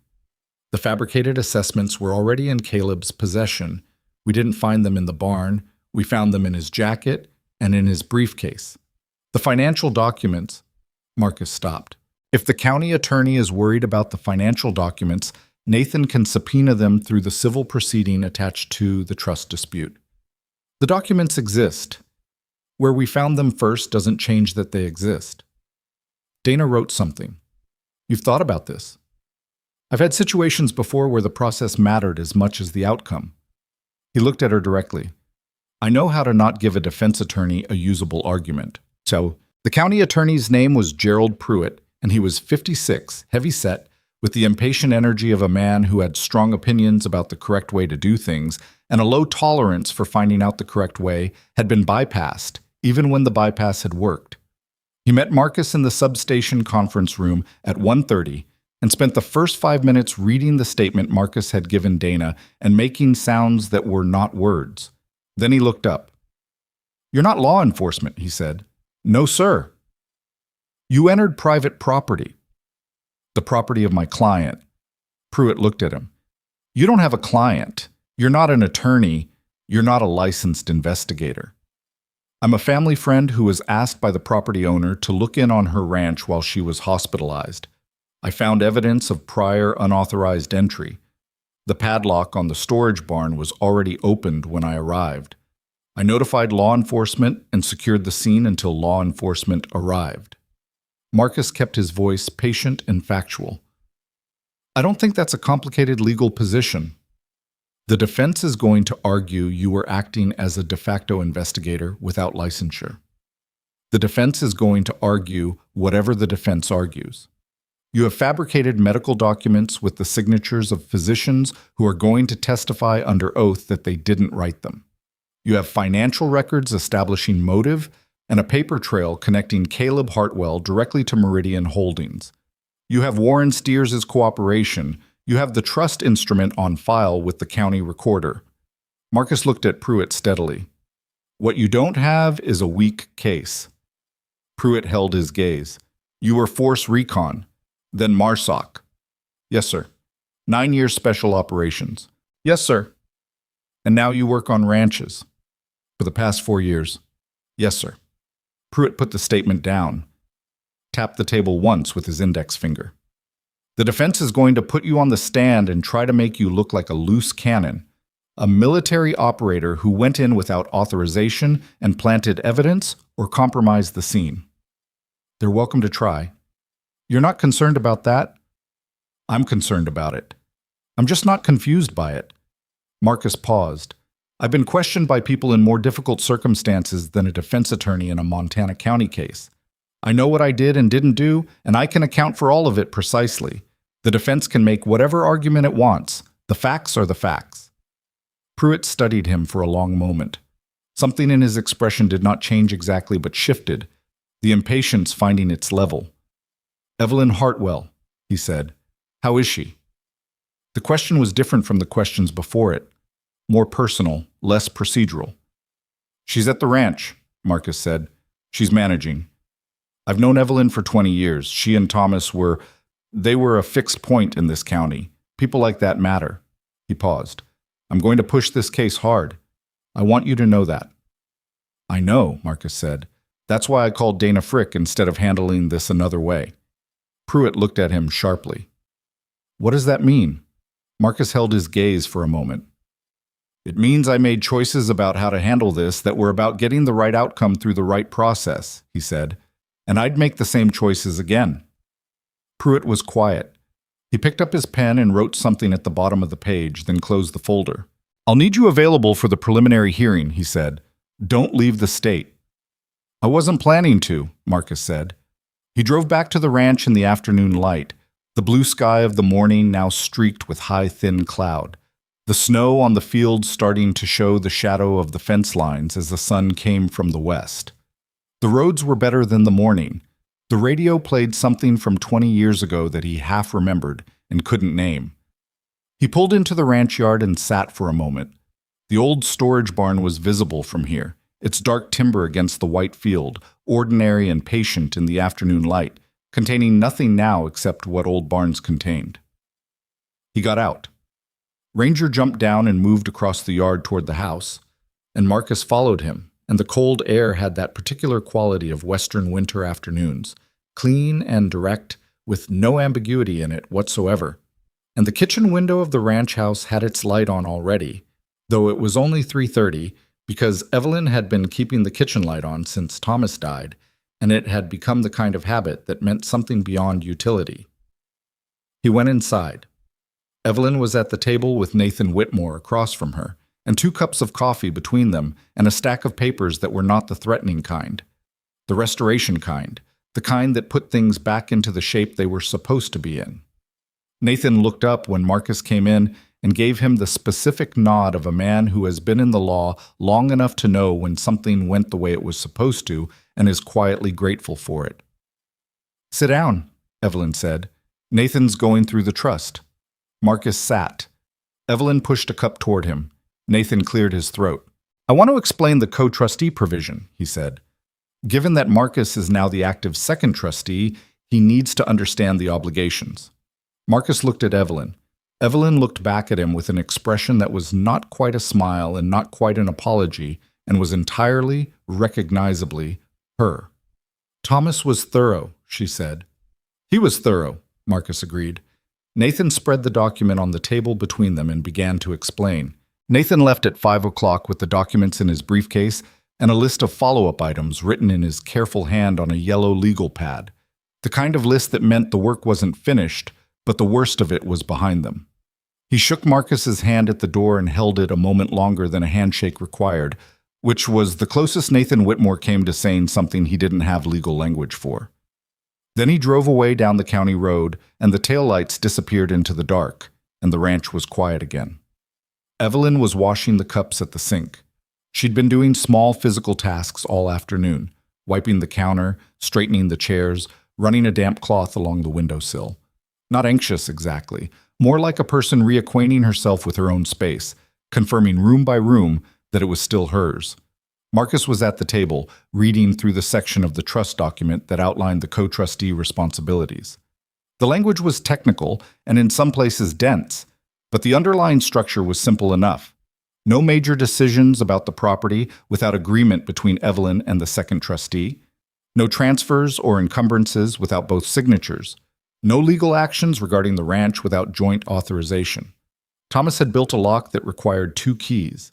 He'd given one to his wife and the other to a young man he'd hired on a recommendation from a county extension agent 15 years ago, a man he'd spoken with for maybe 30 minutes before deciding something, and he'd never explained the decision, and now never would. Marcus set the document down. "Did he ever talk about me?" he asked. "After I left." Evelyn turned from the sink, considered the question with the seriousness it deserved. "He asked about you sometimes," she said. "Whether I'd heard anything. I hadn't, mostly. A couple of times we heard through people that you were working somewhere in Wyoming, somewhere in Idaho." She dried her hands on the dish towel. "He said once, This was maybe 5 years ago. He said, "That man is going to be all right. He just needs enough time to decide what he's for." Marcus looked at the table. "Did he say that before or after he put my name in the trust?" Evelyn looked at him steadily. "After." So he'd already decided. "Thomas didn't undecide things," she said. "Once he made up his mind about a person, that was his mind." She put the dish towel down. "He made up his mind about you very early. I think you reminded him of someone." "Who?" "Himself, at 25, before he found the ranch." She paused. "He was lost too, you know. Before all this, he never talked about it much, but he was." Marcus absorbed that. Outside, the night had settled fully onto the property, the sky clear and deep after the storm. The stars, the particular intense variety of stars that only existed this far from any city's light. He could see them through the kitchen window. "I have a question," he said. "All right. The co-trustee arrangement. Now that it's active, Nathan explained what it means legally. But what does it mean to you?" He looked at her. "I don't want to be something you have to manage, something Thomas decided for you without asking." Evelyn was quiet for a moment. She pulled out the chair across from him and sat down, and she looked at him in the way she'd always looked at him, with the direct, unhurried attention of someone who had no interest in the polished version of things. "Thomas didn't decide it for me," she said. "He decided it with me. I knew about the trust amendment. I knew your name was in it." She paused. "I just didn't know where he'd put the document." Marcus went still. "You knew." "I knew." "For 7 years." "For 7 years." Her mouth curved slightly. "I wasn't sure you'd come, if it came to that. I hoped, but I wasn't certain." She folded her hands on the table. "When I called you from that hospital room, I wasn't only calling because I was frightened. I was calling because I needed to find out if Thomas was right about you." The kitchen was very quiet. "Was he?" Marcus asked. Evelyn looked at him for a long moment. "You drove 4 hours in the dark and slept on my couch and walked through a blizzard in the dark to stand between my grandson and the door," she said. "What do you think?" Marcus didn't answer. He looked at the table and felt something that didn't have a clean name move through him and settle. "I'd like you to stay," Evelyn said. "Not forever. I'm not asking you to give up your life, but for a while. The ranch needs work. Spring is coming, and I am 79 years old with one arm in a cast, and frankly the cattle do not care about any of that." "I can stay for a while," Marcus said. "Good." She stood up. "There's a room made up at the end of the hall. It was Thomas's study, but there's a bed in it now. He converted it after his back got bad and he couldn't manage the stairs." She paused at the doorway. "He always kept the window cracked, even in winter. Said he slept better with outside air." She looked at Marcus. "I never understood that." "I'll probably keep it cracked," Marcus said. She made the sound that was skepticism and something warmer. Then she went down the hall and Marcus sat alone in the kitchen with the trust document and the quiet ranch around him and Ranger at his feet. And outside the window the stars were very clear and very far away and entirely indifferent, which was the thing he'd always found most honest about them. 3 months later, the preliminary hearing for Caleb Hartwell and Warren Steers lasted 2 days.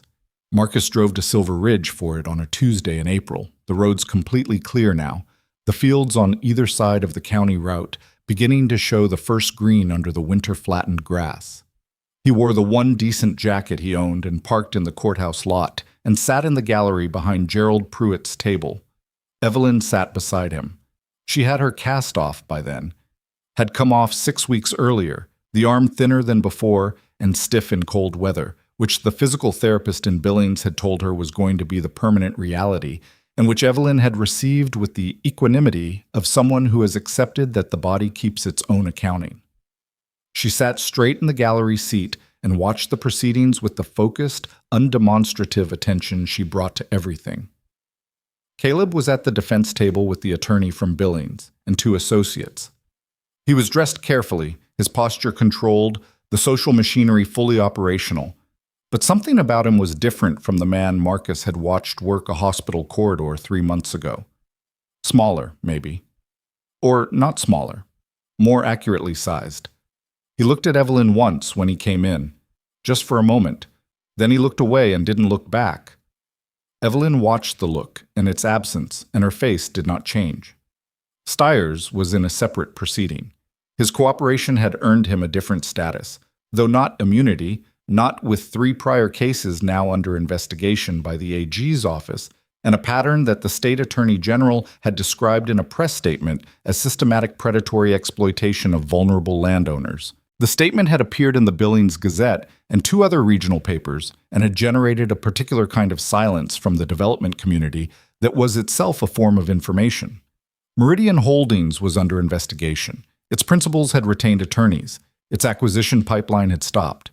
The 2 prior conservatorship cases that Stiers had identified were being reviewed. In one of them, the family of the original landowner, a rancher in Chouteau County who had died 4 years ago with his property already transferred, had retained their own attorney and filed a civil suit. These were long processes, slow, complicated, and expensive for everyone involved. Marcus understood that going in. He'd been in enough situations where the outcome was right, and the timeline was not to have made peace with the distinction. What mattered was that the machinery was running in the right direction. Pruitt called Marcus to testify on the afternoon of the first day. The defense attorney, a man named Colville, sharp and well-prepared, went at the barn entry from 3 different angles. Marcus answered each question factually and without elaboration and waited for the next one. Colville tried the de facto investigator argument. Marcus explained Evelyn's authorization over the property and his role as a family friend checking on the ranch at her request. Colville tried the Marsoc angle, the implication that a trained special operations veteran entering a property and finding exactly what he was looking for was too convenient to be coincidental. "Would you describe what happened in that barn as routine?" Colville asked. "No," Marcus said. "Would you describe it as something a normal person would have managed?" "Probably not." "So your training was essential to what you found?" "My training helped me notice physical indicators that something warranted further attention," Marcus said. The finding itself, the document, was the result of a combination lock opened with a date that had personal significance to Thomas Hartwell. The date was his wedding anniversary. I knew it because I was present at their 40th anniversary celebration. He paused. "That's not training, that's knowing someone." Colville moved on. After Marcus stepped down, he went back to the gallery and sat beside Evelyn, and she didn't say anything, and he didn't either, and the hearing continued. That evening, they drove back to the ranch in the early dusk, the sky going orange and then deep red in the west over the mountains, the kind of sunset that demanded attention even if you were tired and had spent a day in a courthouse listening to arguments about your own life. Evelyn watched it through the passenger window. "Will he go to prison?" she asked. "Probably. For some time. The fraud charges are solid. The document fabrication adds to it." Marcus kept his eyes on the road. "Colville is good. He'll find things to argue. But the evidence is what it is." "How long?" "Nathan thinks 3 to 5, realistically, depending on how the charges consolidate. Stiers probably more, given the prior pattern." Evelyn was quiet. "Is that enough?" Marcus asked. She thought about it, which was the honest thing to do rather than giving the automatic answer. "Enough is a strange word for something like this," she said finally. "It's enough to matter. Whether it's enough to—" She stopped. "He's going to get out eventually. He's going to be 50, and he's going to need somewhere to go and something to do, and I don't know yet what I think about that." She looked at the fading sunset. "I think I need more time before I can answer that question correctly." "That's fair." "I don't want to be someone who carries this wrong," she said. "Thomas always said that what you carry and how you carry it are 2 different questions. You don't always get to choose what you carry, but you get to choose the how." She paused. "He was right about most things. It's very inconvenient." Marcus almost smiled. "Yeah." "Do you carry things wrong?" He drove for a moment before answering. "I used to," he said. "I carried a lot of things like they were my fault when they weren't, and some things like they weren't my fault when they were. Getting those 2 piles sorted out took a while." "Are they sorted?" "Better than they were." He paused. "Getting better." Evelyn nodded slowly. "That's probably the most honest answer there is." Spring came to Hartwell Ranch with the specific urgency of Montana Springs. Not gentle but sudden, The snow retreating in days after holding for months. The creek at the north edge of the property running full and fast and loud. The fields going from white to brown to the first tentative green in what felt like a single week. Marcus was on the roof of the equipment shed replacing damaged roofing panels on a Thursday morning in late April when his phone rang. Dana Frick. Colville offered a plea, she said. Pruitt's reviewing it now. Thought you should know. What's the offer? 5 years, 2 suspended. Caleb allocutes to the fraud charges and the document fabrication.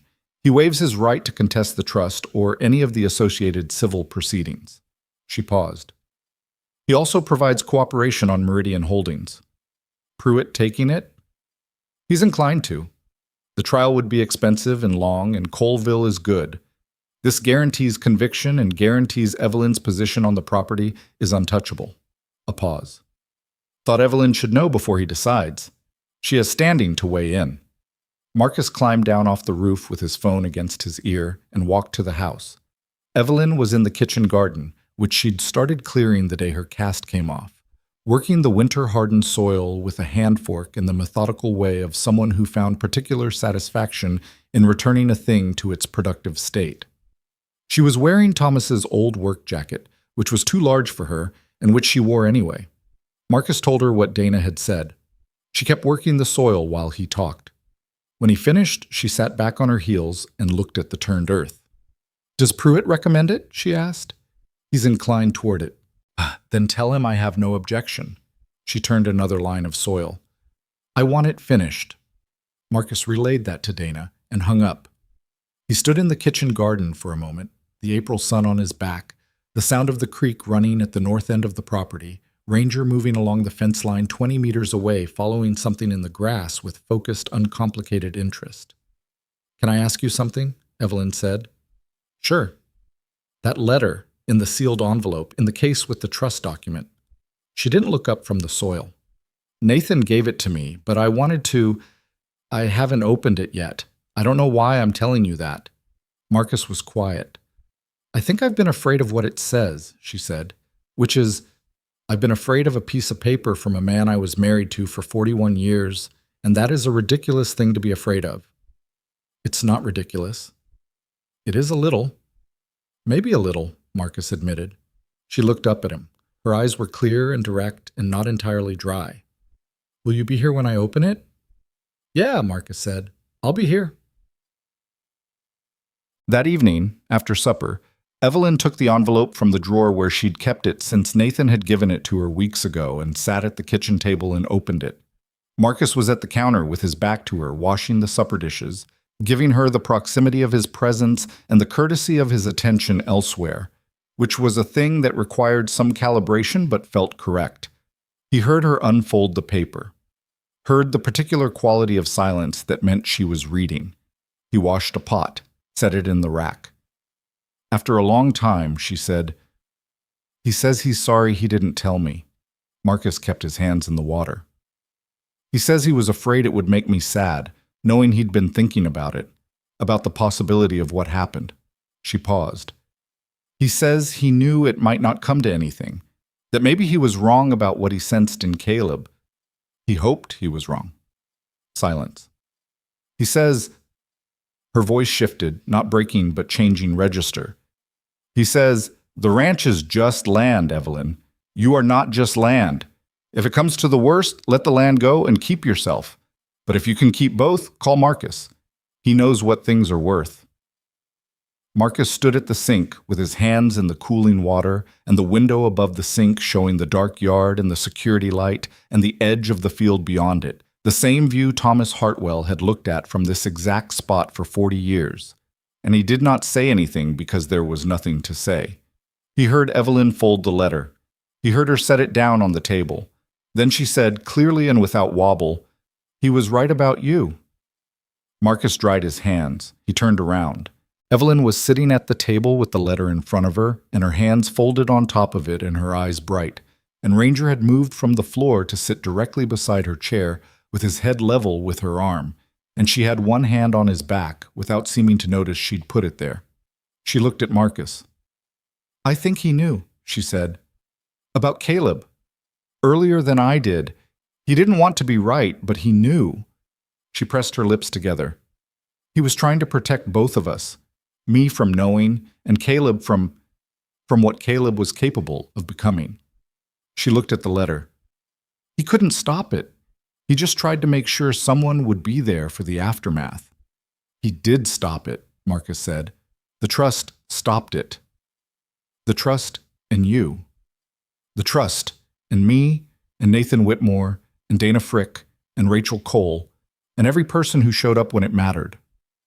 Evelyn looked at him for a moment. Something in her expression settled. Not resolved exactly, because some things didn't resolve, they just found their right weight. But settled. Thomas always said that people who told you they were going to protect you were less reliable than people who just showed up, she said. Marcus pulled out the chair across from her and sat down. Outside, the spring night was cold and clear, the creek audible from here if you listened for it, the fields resting in the dark. The kitchen light was on, the same light that had been on every night since Thomas died, the same warmth in the same window at the same reliable hour. Ranger put his head on Evelyn's knee. She kept her hand on his back. "All right," she said, to no one in particular and to both of them. "All right, votem." The charges were finalized in May. Caleb Hartwell accepted the plea. He allocated in a Silver Ridge courtroom on a Thursday morning, in a flat, quiet voice, to fraud, document fabrication, and conspiracy to commit financial elder abuse. He was sentenced to 3 years with 2 suspended, to be served at Montana State Prison in Deer Lodge. Warren Steers received 6 years, no suspension, with restitution ordered in the 3 additional cases the AG's office had assembled. The investigation into Meridian Holdings resulted in the indictment of 2 principals 6 months later. Hartwell Ranch stayed where it was. Marcus stayed through the summer and into the fall, and when the fall came, he didn't have a strong reason to leave, and Evelyn didn't suggest one, and so he was there when the first snow came again in November, and the fields went white again, and the whole thing started its next year. He was not fixed. He still woke some nights at angles he couldn't immediately name, still had days when the quiet of the ranch felt like the right kind of quiet, and days when it felt like it was just holding still. He was not the person he'd been in the Corps, and not yet certain who the person he was becoming actually was. That was all right. That was the work. Ranger was slower in the cold weather now, the old joints showing their history in the mornings, but he still moved to the window when something moved outside, still sat beside Evelyn in the evenings with his head on her knee, still watched the fields with the focused, patient attention of an animal that understood that the watching itself was the purpose. Some mornings, Marcus walked the fence line before breakfast, just to walk it, and the ranch opened around him in every direction. The mountains, the sky, the particular quality of Montana's silence that wasn't empty but full. And he thought about Thomas Hartwell, in an old barn building, a hidden compartment, and putting a name in a legal document, and trusting that what he'd decided about a person 15 years earlier was still true. The trust was warranted, or it wasn't. You found out by showing up. That, to everyone watching this story, the people who protect you are rarely the ones who announce it. They're the ones who answer the phone at 2 a.m. They're the ones who drive 4 hours in the dark without asking why. They're the ones who show up, not because they have to, but because they decided a long time ago that you were worth showing up for.